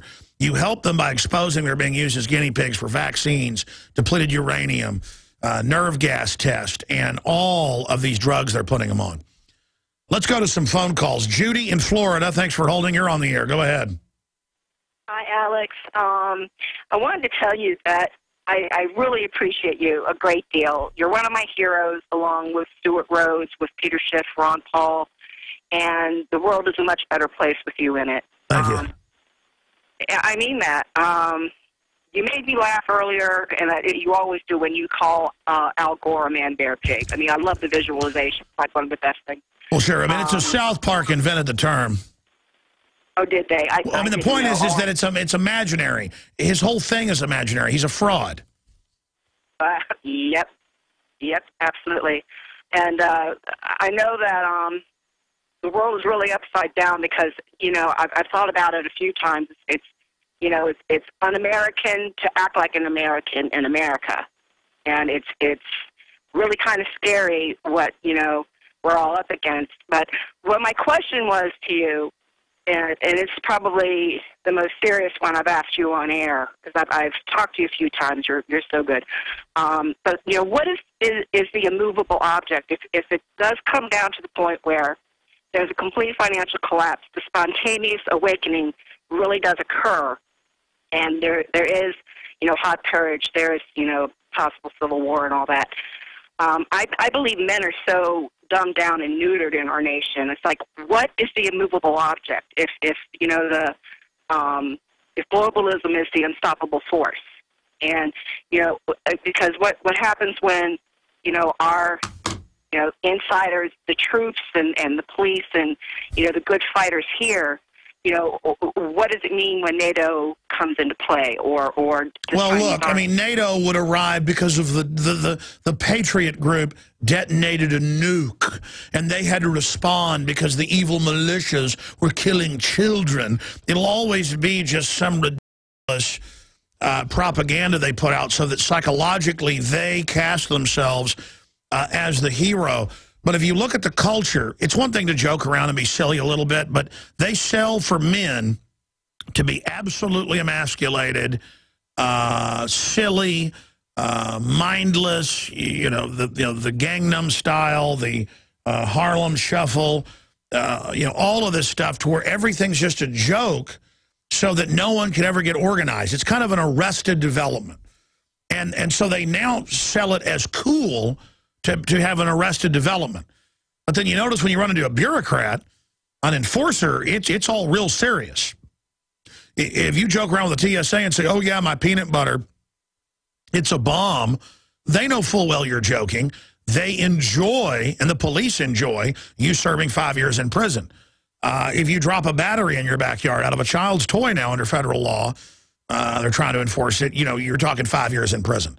And you're like, but it's just a battery. And they're like, it doesn't matter. It's a victory to hurt the good people. It's a victory to turn logic on its head. It's a victory for them. If they can get away with really wild stuff, they get away with anything. And again, they know. They taught doctors up until 4 years ago, do not give pregnant women shots. It causes autoimmune disorders, miscarriages, brain damage, you name it. And they now, as a sacrament, say, no, you must have it, and push pregnant women to take it. And they try to give preemie shots, even though they know a lot of times it kills them. That's a bioethics thing. It's like, well, this baby's already unhealthy and costs the system too much money. Give them the shot. And it's like, ooh, you know, if you're into killing babies and into killing old people, you get led into the higher level with the management of the hospital where it's all about profit. It's like, let's go golfing. I killed 5 people this week. I mean, they're killing people. I can open the phones up right now and have nurses call in where they're on the wards with people chained down begging for food and water who went under government custody under bioethics. And now they're on the news going, yeah, let's go ahead and kill kids. Even if they're healthy. Government wants to, we'll kill kids up to age 3. And like, yeah, kill grandma, hire 10 teachers. Bill Gates, you know. And you're like, yeah, that is crazy. But it's like, no, we're bad. We're the bad ones, you see. And then once they get us collectivized, once they've done that, then they're like, well, hey, what you do to your body costs me money. Healthcare costs must go down. You must eat less red meat. You're like, well, hey, I got my own insurance, my own money. If I want to do that, you know, you think red meat's bad. Your study says it is. I think it's okay. You know, we'll see what happens. You know, I got my own life. They're like, no, sir. Now you're in the collective, you see. I mean, they know what they're doing. And it's all about the fact they're exempt. You understand? These are a collection of criminals, mercenaries, perverts, weirdos, who set up the same government every time. They parade around, they're God, they're above the law, you're their slave. Now let's go to Al Gore on Ellen DeGeneres' show talking about chemtrails. That here he is admitting, oh, some scientists are so scared they want to spray this in the sky. Folks, there's thousands of public Department of Energy documents, EU documents. We've got articles about it. Up at Infowars.com, we sell films about it. What in the world are they spraying? Why in the world are they spraying? 2 different films. It's all, they don't call it chemtrails. They call it geoengineering. And they're spraying it on us. Toxic stuff. And here's Al Gore showing he knows all about it. But, oh, it's because they want to save us. Here it is. Our next guest is the former Vice President of the United States. Please welcome Vice President Al Gore. And what are you... Well, first of all, let me ask you this question, because there's a rumor, I don't know if this is true or not, that some scientists are trying to figure out a way to block the sun to try to slow down global warming. Yeah, it's a measure of the feeling of desperation that some of them feel. Are they really thinking they could do that? Well, some of them are seriously proposing, and I think it's completely nuts. Yeah. You know, you put another kind of pollution, sulfur dioxide, up to orbit cover the atmosphere. The sky won't be really blue in the way it is now anymore, but it would block out some of the sun's heat so that we wouldn't have to take the difficult steps to stop spewing all this global warming pollution into the atmosphere. And of course, there are a lot of problems with what they're proposing. It turns out plants need sunlight. Yes. It wouldn't stop the acidification of the oceans, and it really should be yet another wake-up call for why we need to stop putting all this pollution up there. We put 90 million tons every day up there, and that's what's drying out the soil, 60% of the country in drought last year. That's what's contributing to the worsening of these fires in the West. By the way, let's go to break. West Nile virus, worst outbreak. I have had more than 5 different, over the last few years, meteorologists that work at TV stations on, and they've gone on the news and said, well, you got military jets out here blocking this front. And again, they're taught as meteorologists, know how fronts work. They go, this is artificial. They're blocking this front. You can pull those clips up of newscasts. And they're always told, shut up. They get calls from the government and stuff. They fly in to create the desertification. They are desiccating. They are attacking us. They're trying to bankrupt the farmers, just like they want you on food stamps. It's like they're trying to ship the jobs to China, Agenda 21. And then again, stay with us. This is key. This is key. We've got a special guest coming up. I want to take a few more of your phone calls right now in this segment and next. Don't forget the broadcast is listener supported. That means spreading the word about the information. If we get out of this mind control system where the government just does bizarre, corrupt things in front of us and sets the precedent that they can secretly arrest, ship in drugs, torture people, say we're going to burn this down, cut the news feed, burn it down, and then say, that's preposterous. We didn't burn anything down. You know, if they convert on this, if they get this first down, folks, we're in a lot of trouble. And there's still a chance to beat them, but We were behind in the game, to use a football analogy. We're starting to get a little bit caught up, but this is no time to play around. You've just got to stop trusting the system. You've got to start hating it. You've got to start just criticizing it, blocking it, resisting it, never take a plea, always fight tickets. It's all fraudulent. It's all lies. It's all trash. It's all designed. The people running the government want to make us all poor and wreck the economy. Cops, we know you've lied and been caught. You've got quotas. We know a lot of you don't like giving people tickets, but you're told you better do it. Listen. The old lady you pull over, that little family, they're not going to have groceries if you give them that ticket. Okay? And that's why the tickets get more and more. And it's never going to fund the state. The state's going to go bankrupt. It's all designed that way. Rick Perry doubled the size of the Texas government, and they say he cut it. It's not that the whole country's coming down so fast, Texas is miles above them, like the helter-skelter line. Yeah, I'm coming down fast, but I'm miles above you. Texas is falling as well. We just aren't, we're just higher up. You know, California jumped out of the airplane a long time ago. It's about to hit the ground. We're up at about 10,000 feet coming in. Everybody's like, oh, let's climb up the ladder to Texas. Texas is falling too. Oh, man, it makes me so angry. Let me tell you something. It makes me angry that the poor people out there are so dumbed down by the weapon system that is mainstream media that they really think Obama cares about poor people when he's sworn to bring in eugenics. And people say, oh, he's a communist. The military's waking up because they're putting all these communists in. Communism is the banker New World Order management system to wreck everything and promise poor people they're going to be able to lay around all day drinking pina coladas if they rob the rich people, which the rich people are the middle class.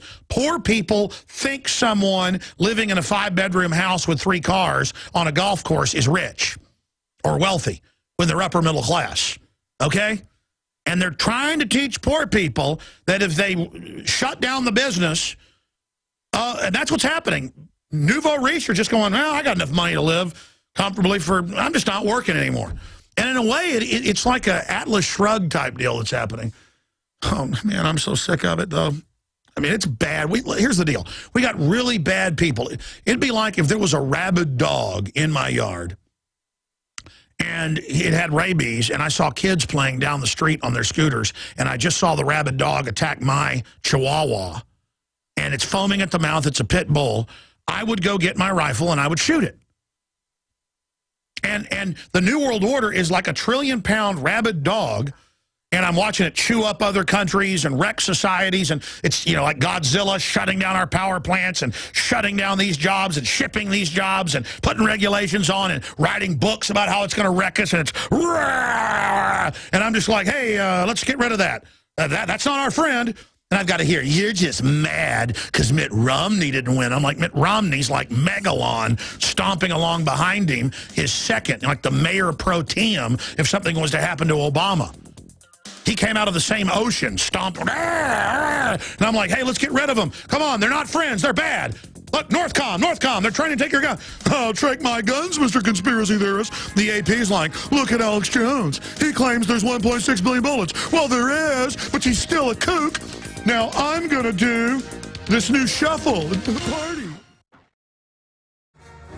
All right, we've been trying to call our guest, which is I've been really wanting to get on, but if they don't show up, that's fine, because quite frankly, the meteorite passes the Earth at the closest of any recorded meteorite in 23 minutes. It, I believe, had a big spur in front of it. That happens commonly. A group of smaller meteors following it from whatever event happened in space to kick it out of the Kuiper Belt or the closer-in asteroid belt.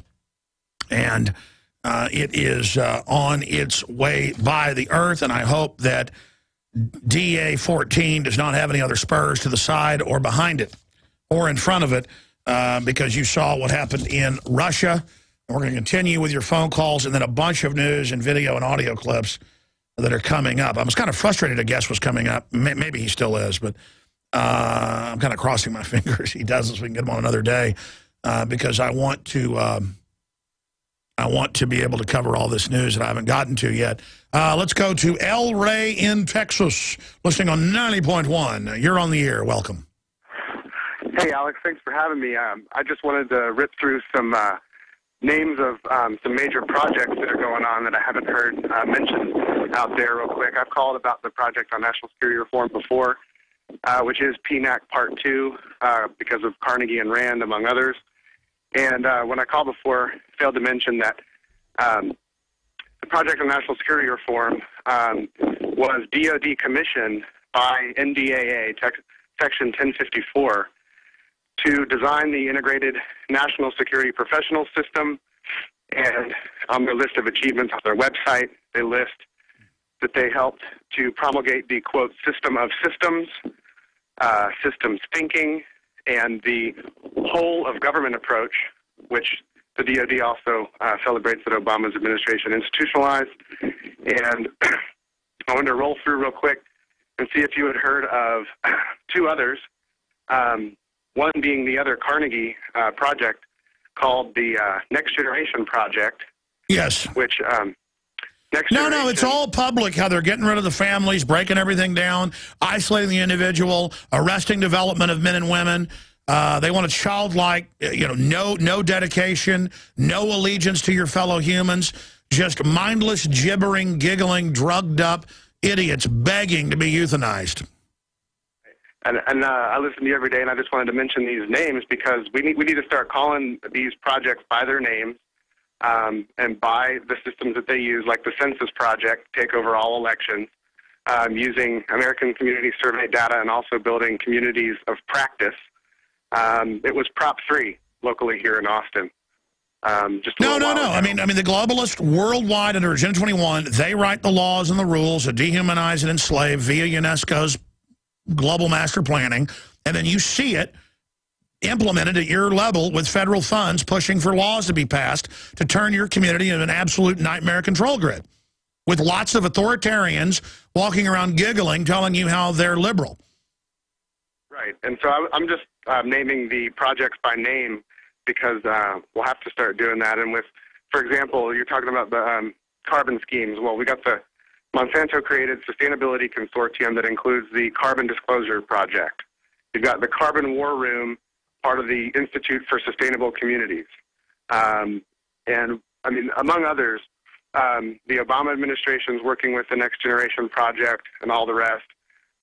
His wife and Bon Jovi, Rockefeller Foundation president, all chair the White House Council for Community Solutions. Yeah, Bon Jovi is a really nasty little creature.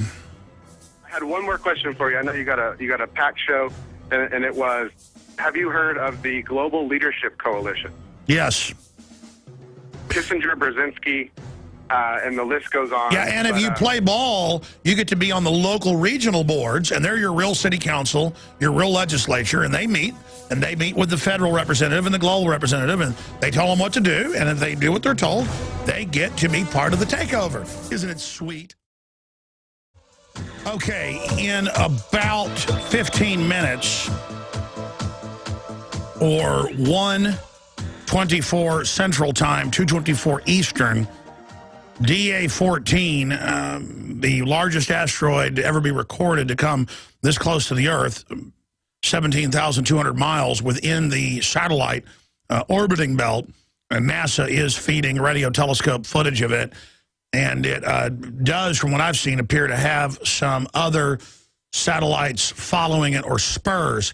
That tends to happen because one of these gets kicked out of the asteroid belt, or more rarely the Kuiper belt, on the edge of the solar system, not in the middle of the solar system, between Mars and the gas giants, is where you have the main asteroid belt. When it gets kicked out from a comet hitting or whatever happens, it tends to have debris following it on its trajectory. And that looks like another stone meteor, what we saw hit Russia and injure over 1,000 people. Spectacular footage of that. So we will mark that time here coming up. But again, it could have asteroids behind it or around it that are close in and actually come into the atmosphere. And a lot of scientists are saying right now, we have the news at Infowars.com, and also DrudgeReport.com has got the best coverage of it I've been seeing. Getting into what's happening there. We'll have an update for you. Now, I really wanted to get this guy on the air with us. Stephen W. Mosher is an internationally recognized authority on China and population issues, as well as an acclaimed author, speaker. He's worked tirelessly since '79 to fight coercive population control programs and has helped hundreds of thousands of women and families worldwide over the years. He's appeared before Congress as an expert in world population, China, and human rights abuses. He's also made TV appearances, Good Morning America, 60 Minutes, 2020 Fox, CNN, you name it. And he's also the author of the best-selling A Mother's Ordeal, One Woman's Fight Against China's One-Child Policy. Just an amazing individual. His articles appear in the Wall Street Journal, you name it. I'm going to stop right there because his bio is too illustrious to ever be able to even give justice to. But I was familiar with his work, but a couple of years ago started seeing these great little short videos. We've aired some of them here for the radio audience and for the TV audience. They're even more powerful, that go off of numbers that are public. I mean, these are statistics like world population and, I mean, that the demographers have come up with that are some of the most accurate statistics out there, that our population, it's dirty industrialization that's the problem. Once you industrialize, things stabilize, and people actually go into negative, a 1.3 like Japan, or 1.3 or 1.5 like Italy. The West is dying. And when we say West, we don't even mean white people. Industrialized Asian countries are seeing negative numbers. And that's because it's been engineered into the society. But what happens when the parents only have one kid and the other parents, there's nobody there to work to take care of them and to pay taxes?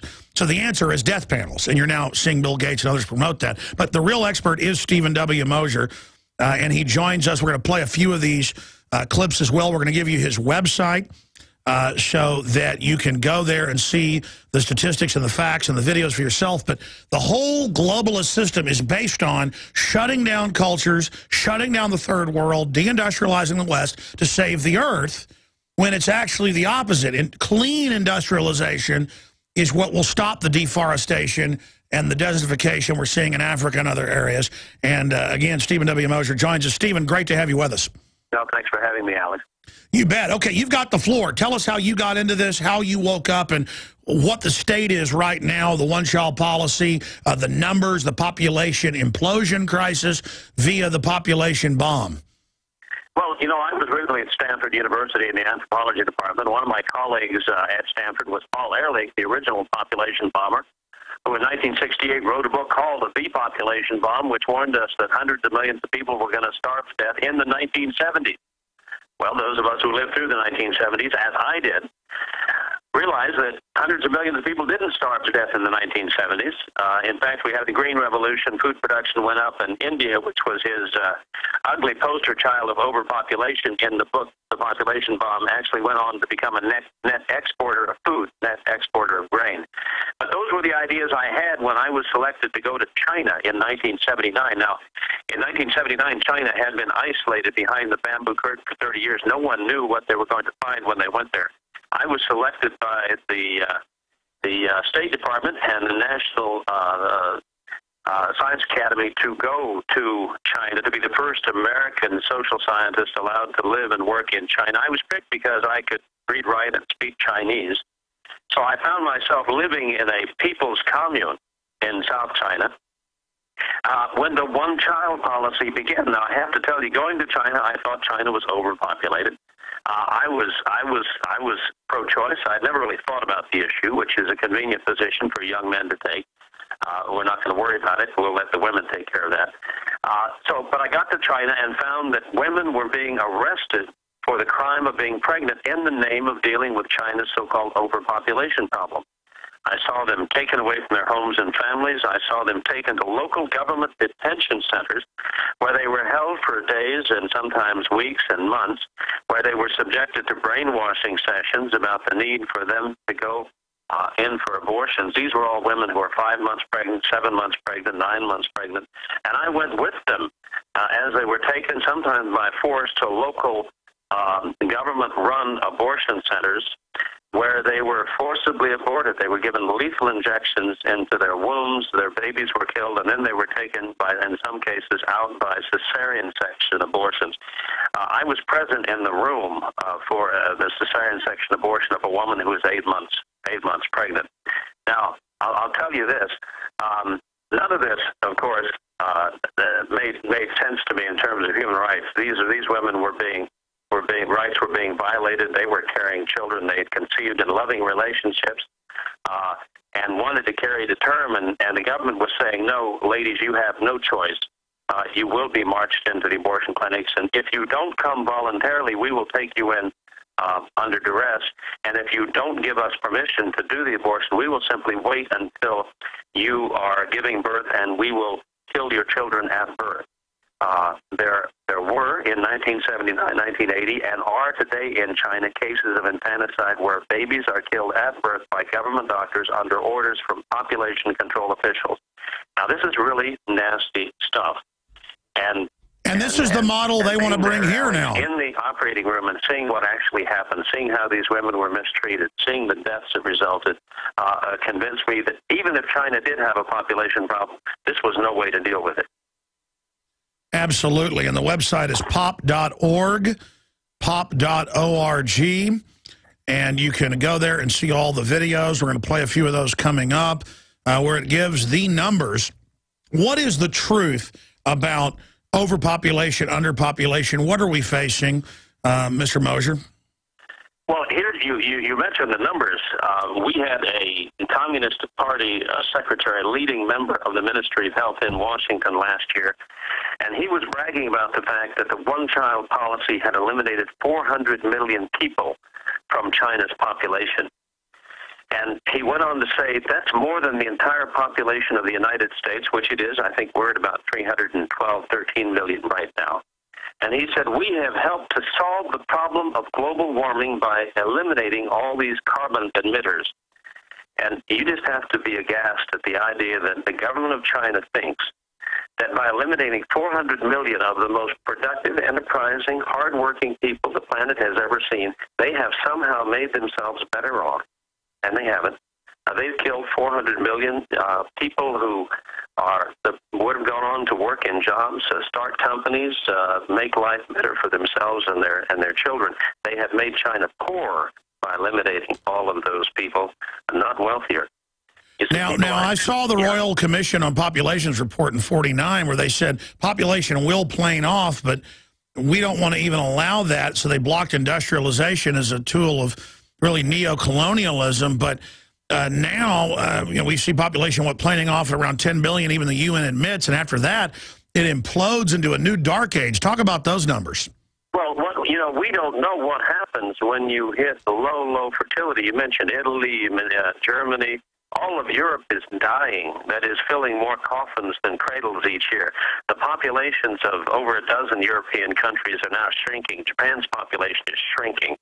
And we're in unknown territory here because as populations shrink and die, what happens to the stock market? What happens to real estate? What happens to anybody who's running a company making goods and services for a population? A market that's no longer expanding but is shrinking. We are going to see economic implosions in country after country.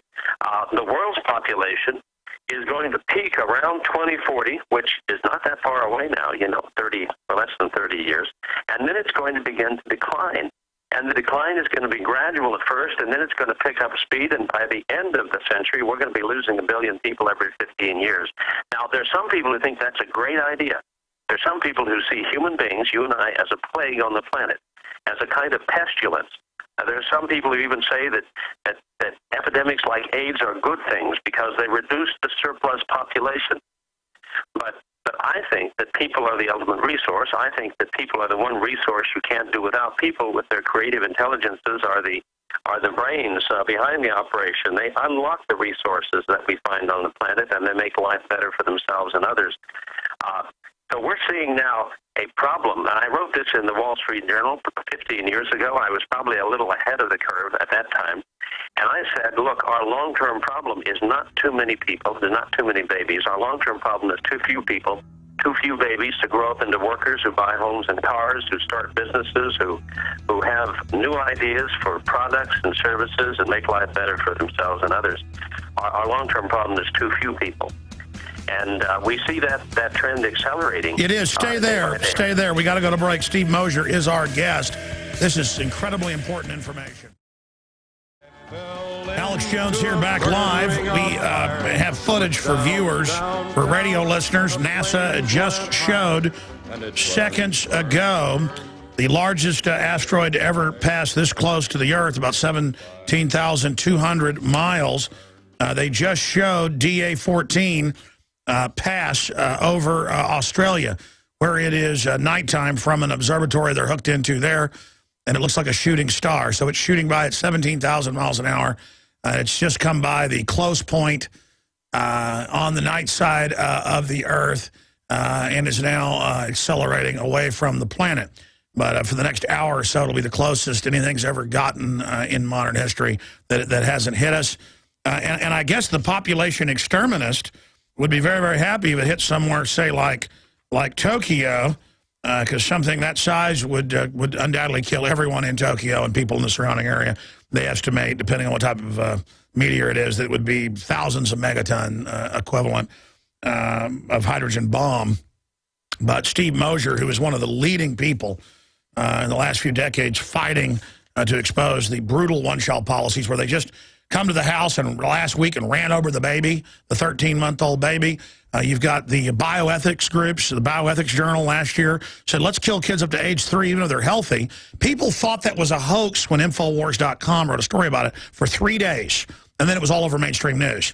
We were linking to them, and then they later removed the study. But this is what they're into. And the collectivist elitist, and I want to get back into the numbers with our guests, but in a short segment, I want to talk about the mindset. It's not really about saving the Earth. If they were misguided and said, let's get rid of most people to save the Earth, humans are destructive, you could at least debate them. But when you get down to it, they're eugenicists. I cover it in my film Endgame, Blueprint for Global Enslavement, that's free online. Very powerful, showing where they said, we're going to get rid of everybody so the elite has the life extension, so the elite has the Earth. This is the robber baron class who picked up on this in the 1860s. Isn't this eugenics? I mean, I don't know your take on this, Stephen W. Mosher, but from your research, being around the one-child policy, fighting it, writing for the Wall Street Journal, you name it, who is behind this? What's behind this? Isn't this just an excuse for total authoritarianism? Because if you say humans are crap and the general public's crap, well, then you can take their rights away because they're bad. Well, it's hard to exaggerate the extremism that you find in the population control movement. There are groups like Optimum Population Trust in the UK, which say, one of the leaders of which said not too long ago that if AIDS didn't exist, we would have to invent it in order to reduce the surplus population in Africa. Now, that's a really nasty thing to say about people. These people are haters. These people are people who don't like their fellow human beings, and they'd like to see their fellow human beings drastically reduced in number. Now, what you can say is that the population controllers always have the haves targeting the have-nots. So in any country, it's the people on the top who are targeting the people on the bottom. It's the majority ethnic group targeting the minority. But they always sell it. In the cities, the Communist Party members targeting the rural villagers. In India, it was the high caste Brahmins targeting the low caste, the no caste untouchables. You see that again and again and again. That's why I think you get Warren Buffett, for example, a very wealthy man, who is a big population control enthusiast because he thinks there are too many poor, Alex. Now, I ask you, by Warren Buffett standards, are you poor? I'm poor. We're all poor. And so the wealthy have always from the beginning thought that their wealth, their elite status entitles them to the majority of the world's resources, and the rest of us are just nuisances and should be eliminated. Well, there was a Pentagon report came out, said reduce population to stop terrorism. This is really the religion of the neo-authoritarians, and they always sell the Copenhagen Carbon Tax Treaty and things as, oh, we're going to fund the poor, but then they actually found out it would double the taxes on the third world countries. It is a cold-blooded, organized takeover. Well, the left likes to generate crises, and it doesn't like to let any crises that it generates go to waste. Now, to the extent they convince the world that the world is overpopulated and that it is a crisis, then obviously they can get people to do their bidding. They can get the Congresses and parliaments to give them billions of dollars, which they do.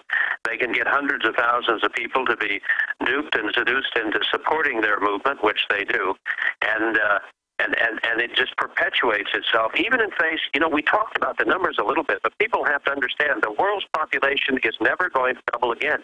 You cannot talk about a population explosion unless you have doubling and doubling and doubling.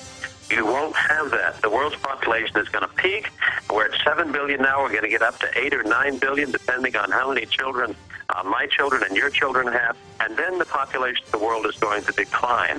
So we're not looking at a population explosion. We're looking at a population implosion. We're gonna prove that on the other side. Long segment coming up. We're gonna let you break that down, Mr. Mosher, and then we're going to get to some of these videos documenting this.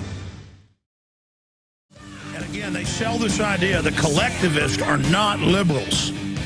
Even their low-level people go, there are too many people. We do need to kill people. We do need to get rid of old people. And if you say, hey, let's get rid of your grandmother, oh, no. They are empty, powerless weirdos who just get off like a moth to flame on the idea of running things. And it's because they've never run anything. They don't know what responsibility is. They don't. It's all just like a spirit, really, of these people. Now, higher-ups, they're the people that worth tens of billions, that leverage trillions, who don't like the modern society because they want to basically go to the national parks and have no one there. And they all write books about it, and they sell it, the world without people, and, oh, a virus will be released and Mother Earth will throw us off. And they get all wild-eyed about it, while the very same elites are genetically modifying everything, endangering the planet, while they're cross-species pollinating and planting all this stuff. While Al Gore's on the board of Foxconn, or on Apple, that uses Foxconn and says, no, nothing for the workers, more suicide nets, forced abortions inside the Foxconn facilities. They are just flaming authoritarians. And it's just such a hoax. And it doesn't mean the so-called conservative movement is good, because they're conservative in name only, but have adopted all the same eugenics policies. And that's why it's so good to talk to somebody like Stephen W. Mosher of pop.org, and we'll put his website up there on screen. He heads up one of the only organizations out there, the Population Research Institute, exposing this. And I've looked at this. I've studied it. Again, Agenda 21, shut down our plants that are clean burning, shut down ad taxes, bankrupt us, but insiders are exempt, just like Communist Party is exempt. And it's always elitists doing this, but selling it as a collectivist model. You'll get jobs when we bring in the green economy, and it's not even a green economy. And it is such a nightmare world. It's a predatory, cannibalistic economy where things implode and a tiny group consolidates power and gets richer from that, instead of what elites are threatened by, corrupt elites, open, powerful, dynamic, wealthy societies. And we're not just becoming poor physically. Our mental capacity, our IQs, the chemicals that the White House Science Czar talks about adding to the water, it's all going on. This is their program of imploding cultures, imploding societies, dumbing people down so they can play God. And it is a ultra-Hitlerian program, is the only way to describe modern eugenics. Now, Stephen, I'd like you to comment on the eugenicists you've talked to, but then get into the numbers here. When you've testified before Congress, you name it, what it's like running into these people and trying to talk sense into them. But again, they're not really incorrect. They have a program of authoritarianism wrapped in their humanitarian, altruistic fraud. And then get into the real numbers of our implosion, the death of the West, the death of Japan, the way they're programming men to not be men, the estrogen mimickers. I mean, this is a brave new world. I don't know if you're aware of this. I'm just throwing it out there. Eugenics-based, Julian Huxley UNESCO program. Go ahead, sir. Well, you covered a lot of ground just now, Alex, and let me pick up on one thing. And that is that the Malthusians have been among us now for a couple centuries. And their program from the beginning has been to radically reduce human numbers, especially numbers of children born to people they think aren't worth saving. They want more children from the fit. They want fewer children from people they consider to be unfit. And, of course, the people that turn out to be unfit are people who don't share their ideas, people who don't espout their dogma, people who don't espouse their left-wing views. So that's what's been going on for a long time. You would have thought that Hitler's program of eliminating 12 million people that he thought were not worthy of life would have disposed us against eugenics for all time. But we have eugenics in the modern world today that masquerade under the name of population control.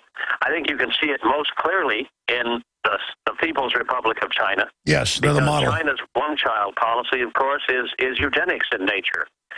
The government says that the Chinese people should only have one child, late in marriage, and that they should only have perfect children. Yosheng is how you say it in Chinese. They want superior births. They're trying to breed a better Chinese man and Chinese woman. What is that but eugenics? That is why in China today you see handicapped children being killed at birth by government doctors who are under orders not to allow handicapped children to live because, after all, the one-child policy is in part about improving the Chinese race. And this is what the Rockefeller Foundation and Carnegie Foundation dispatched the Nixon people over there to do the deals with. And this is the world. And now how many millions more men are there in China being told they have to have conquests of other countries to get women?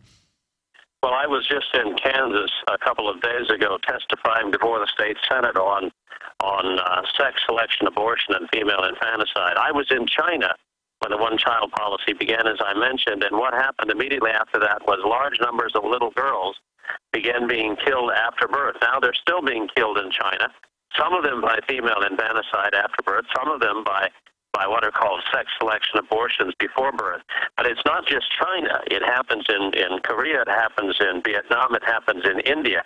There are in Asia about 160 million missing little girls who have been killed either before or after birth. And we hear zero from Gloria Steinem of the CIA and all the rest of these people. If you didn't know it, folks, she wrote one of her books that was all CIA front to break up the family, Miss Magazine, all funded, which again was a Carnegie endowment operation, so that there's no mother, so the state becomes the daddy, and the Chinese model of the children living in dormitories and working in factories is their program. I mean, this is just slavery by any other name, and you are anti-female. They call it a right to have 150, 160 million less women. They call it glorious for women to be burned alive in India. They call it glorious for 2-year-old girls to be taken and used in medical experiments and then sanguinated when their organs are taken. I mean, we're not joking here, and we are the scum of the earth to these people. We're anti-woman, Stephen. I'm sure you've seen them say that it's pro-woman to kill them. Well, I know that when I came back from China in the early 80s, I went to see the head of the National Organization of Women, and I told this woman, Eleanor Schmiel, that they were forcing her sisters in China to have abortions, and they were killing little girls at birth. And you know what she said? She said, well, I'm personally opposed to forced abortion, but after all, China does have a population problem. So we haven't been able to get any help from that sector. Didn't Pat Robertson... This is the worst form of discrimination. This is a form of discrimination that kills. Didn't Pat Robertson even agree with that? No. I remember a Pat Robertson quote about where he said, yeah, there are too many people. Remember that a few years ago? People got freaked out by it? Yeah, I'm afraid this idea that there are too many of us has seeped into a lot of different quarters of people who should know better. And all you have to do is look at the numbers. You know, the numbers don't lie, and I'm not the source of these numbers, by the way. The numbers are calculated by the U.S. Census Bureau. They're calculated by none other than the UN Population Division, which is not to be confused with the UN Population Fund, which is the population control arm of the United Nations. The UN Population Division shows that numbers of births are falling worldwide. The total fertility rate, the number of children that women have over their lifetimes, is falling. That many countries are having too few children to sustain their current population, and the rest of the world is following in short order. These are numbers that are out there. These are fact-based arguments. The other side is using exaggeration. The other side is using, is immune to reason, is immune to facts. We're talking about facts here. Absolutely, and I was able to find the video of Pat Robertson. Just type in Pat Robertson, China, and Pat Robertson, I can find the quote here, said that there are, no one can argue there's too many people in China.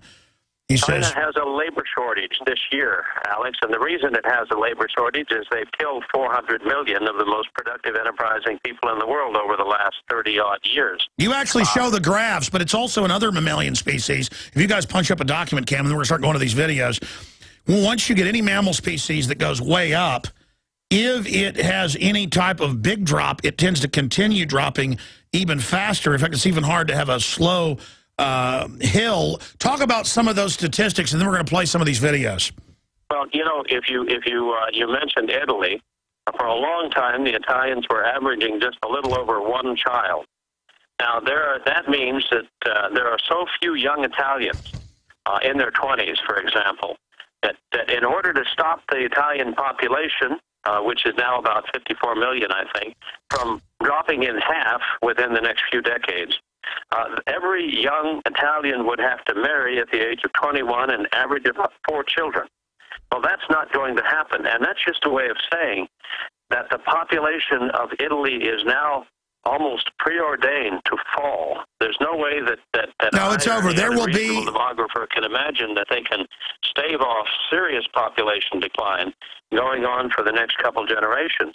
In fact, one of my friends in Italy, Antonio Bolini, who is a demographer at the University of Milan in northern Italy, has said that by the end of the century there will only be a few million Italians left, and the country will still survive. The great churches will still be there, but they will be turned into museums, and the ticket takers will be Albanians.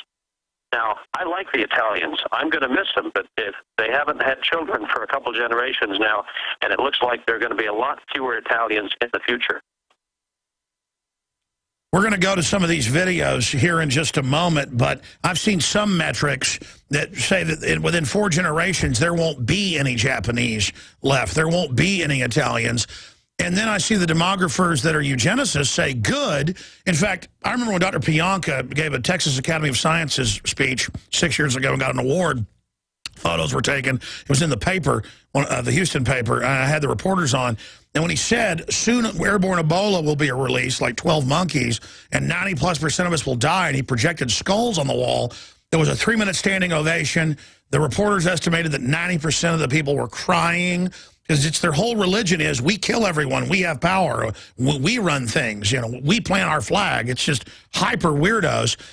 And you know, the issue is, then I had one of his graduate students, a PhD, and I went and looked her up. She was working in government laboratories and bioweapons. It actually said, you know, bioweapon research to quote, protect us, but we know that's a cover. And she's like, how dare you talk about him? He's actually not, you know, he's too conservative. Humans are a parasite. We all must die. And the issue was, I went and looked her up, and there she was. She's working in the bioweapons. These people are demoniac in their entire bearing. They look like crazies in their eyes. I mean, these are madmen that we're dealing with who, like demons to a flame of hell, are just flying into the flame. They can't stay away from it. Well, I've always thought there's a lot of self-loathing on the left.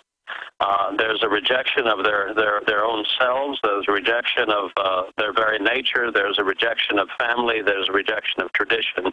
And if you reject all those things, basically you're rejecting what it means to be human, and then you reject human beings themselves. So you find on the part of the population controllers a lot of people who say, for example, the world's population should be 1 billion instead of 7 billion. And you ask yourself, what are they going to do with the other 6 billion of us? And the answer is that they want to reduce, by hook or by crook, the population down to their magic number, which they imagine is the carrying capacity. 500 million. Some of them, you know, some of them say 100 million. Paul Ehrlich once said he thought the carrying capacity of the world was 100 million. You're right. Again, what are they going to do with the other 6.9 billion of us? And in the same book, Ecoscience, his colleague, the White House science czar, said, John P. Holdren said, we will add chemicals to the water and the food. And they are. And our fertility is dropping. And these people are maniacs. I played Al Gore admitting they're chemtrailing us earlier. These people are out of control. Folks, you're in a science fiction movie, but it's for real. I want to play some of the amazing videos that are at pop.org that everyone needs to get and get out to everybody they know. 7 billion is one of the videos we're going to play. But first, we're going to play Overpopulation, the Making of a Myth. And this is powerful audio-wise, but if you're a radio listener, you've got to go to pop.org and actually watch the videos because they're even more documented in the visual. Here it is. Pop 101. I'll narrate some of this because it doesn't have audio. Overpopulation, the making of a myth. The myth of overpopulation originated in England in 1798 when a vicar named Thomas Malthus, who fancied himself something of a mathematician, saw that food production increased incrementally, but people reproduced exponentially. He sat down and did some simple math, and summarily decided that the world would be out of food by 1890. He blamed reduced mortality rates, and recommended killing off the have-nots of society, lest the haves starve to death. This cry was taken up by Paul Ehrlich of Stanford University in 1968, who claimed that reckless human reproduction had overwhelmed the Earth. Massive famines would result, which would destroy, best-case scenario, 1/5 of humanity by the end of the 70s, and the planet would follow. This fear produced large donations for the newly created UNFPA, which thrives on an imagined crisis that has been both imminent and rescheduled again and again over the past 2 centuries. The truth of the matter is that every family on this planet could have a house with a yard and all live together on a landmass the size of Texas, which is really just a small corner of the planet. The population of Earth will peak in 30 years and then start to go back down. We're not overpopulated. Do the math. But all they're saying is, hey, we're the heroes. We've scripted ourselves. Let us be in control. But now under Agenda 21, sir, they say they want to shut things down, to implode things, to make us behave, to make their prediction come true. What do you have to say about Agenda 21, Stephen W. Mosher? Well, I want to say, first of all, that the myth of overpopulation is a myth that kills, and it has killed from the very beginning. Because at the very beginning, when Thomas Malthus was first spouting this nonsense, the people who were running India for England let millions of people in India starve to death because Thomas Malthus and the myth of overpopulation told them that if they didn't let them starve to death, if they responded in Christian charity to famines, that they would only go on to have more children and more people would die in the future, so better to let them die now. The same thing happened in Ireland. They let over 1 million Irish starve to death because of the myth of overpopulation. They believed that the Irish population was too large and that they were doomed to starve to death now or later. Better to let them starve to death now. So these ideas from the very beginning have led to deliberate programs to ignore and indeed to sometimes cause famines to reduce human numbers. These are nasty ideas that have had nasty real-world consequences. And I'm afraid that when you talk about agendas drawn up by Agenda 21 and drawn up by the United Nations and other international organizations, when they talk about population stabilization, I always think in terms of China, because China is a country that has stabilized, quote unquote, its population. Yeah, that's their model. Let's talk about control of the reproductive system of everybody in the country. That's what Obamacare is for. Stay there. We're going to come back and talk about that as well. We'll have to go into overdrive. This is too powerful. Stay with us. Ladies and gentlemen, riders of the storm. It's so frustrating for me because I've been studying these people for about 20 years, 17 years, every day on radio and TV. And, I mean, I know we're telling you 100% fact here, and we can't even scratch the surface. It's much worse than we're saying. I mean, they put kids behind the cars there when they're 13 months old now and run over them. Come to your house. Oh, you've been hiding a little girl. Bring her around here. We're gonna, and the media's like, well, we had to get rid of them. But then if your child pulls out a bubble gun and says, let's play after school, they're going to be suspended, or a water gun, they get arrested. And it's not about caring about your kids. These are authoritarians that want to get you used to being arrested for what you draw or say. And they're hyper-authoritarians. They're so evil. They're so evil. And they want to get you dependent. And they're trying to shut off the resources now to make you dependent. And China, as they've said, is the model. And that's where our guest, Stephen W. Mosher, is going. I want to play one more clip here. What was the second clip? I think it's that we're going to play. Yes, kids, a stabilized population. Let's play that and then get his take on China being the model. Here's one of the other videos at pop.org. Here it is. Population 101. From the time of the cavemen all the way until today, humanity continues to exist because each generation of people has produced another generation to replace itself. Scientists have figured out how many people need to be born each generation to replace the generation before. That number is 1 person per person. All things being equal, this creates perfect demographic balance. Since women are the only ones who can have children, replacing every person on Earth means each woman needs to have 2 children, one to replace her, and the other to replace the man, who cannot have children. The total fertility rate is the average number of children each woman in a society is having. This number shows us if a society is growing or shrinking. In developed countries, the replacement rate birth rate is 2.1 children per woman. This will keep the population stable, but even that is assuming that every woman has children and that there are no wars, famines, or disease. In the real world, disasters happen all the time, and sadly not all children reach adulthood, especially in poor countries. This pushes their replacement rate up to 3.3 children per woman. Since not every woman wants to have children, in order to keep the population stable, some women need to have more than 2.1 children to balance the birth rate with the women who are only having 1 or no children at all. Maintaining this balance is of the utmost importance. If society does not at least replace itself every generation, human numbers begin to fall exponentially. Economic and social problems appear as elderly people retiring begin to outnumber young people entering the workplace. This is already happening all over the developed world. Many of the world's nations are only barely replacing themselves, while a growing majority have birth rates below replacement, some as low as 1.8 or even 1.2 babies per woman. Many societies are facing a very real danger: extinction. Think about it. Overpopulationisamyth.com or pop.org. We got a minute and a half before we go to break here. Comments on what we're facing here. Well, what we're facing is we have in a lot of countries, the people have stopped having children, in part because the government has taken over so many functions of the family and has discouraged family formation and has discouraged childbearing. And so at the end of the day, you know, someone is going to come to inherit France and Germany and Italy. It won't be the descendants of the modern-day French and Germans and Italians because they're not having any descendants. Other people who are more family-friendly will come to occupy those countries, and I think most of our listeners know who those will be, the people from the Middle East and from North Africa principally. The West has committed total suicide, and it was done on purpose. It was not an accident. The eugenicists did it. That's the thing. Eugenics isn't even trying to make people better. That's the cover. It's really just an excuse to wreck everything that the globalists see as competition. That's why they're targeting the West. I tell you, it is sick. Man, we're going to come back with a little bit of overdrive with our guests. Go to pop.org, folks, and support them and buy some of their products as well to get the word out. We'll be right back. Now, they've got a bunch of animated, well-documented with bibliography videos at pop.org. POP.org, and they've only got like 2.5 million views, and that sounds great. These videos should have 100 million apiece. This is what governs the whole world. This is what the global governance is. This is what they're coming to do. This is why they're trying to shut down rural communities in the United States and Europe with Agenda 21. You either expose the enemy or it's over. You've got the floor, Stephen W. Mosher, to finish up any other points you wanted to make to the listeners out there.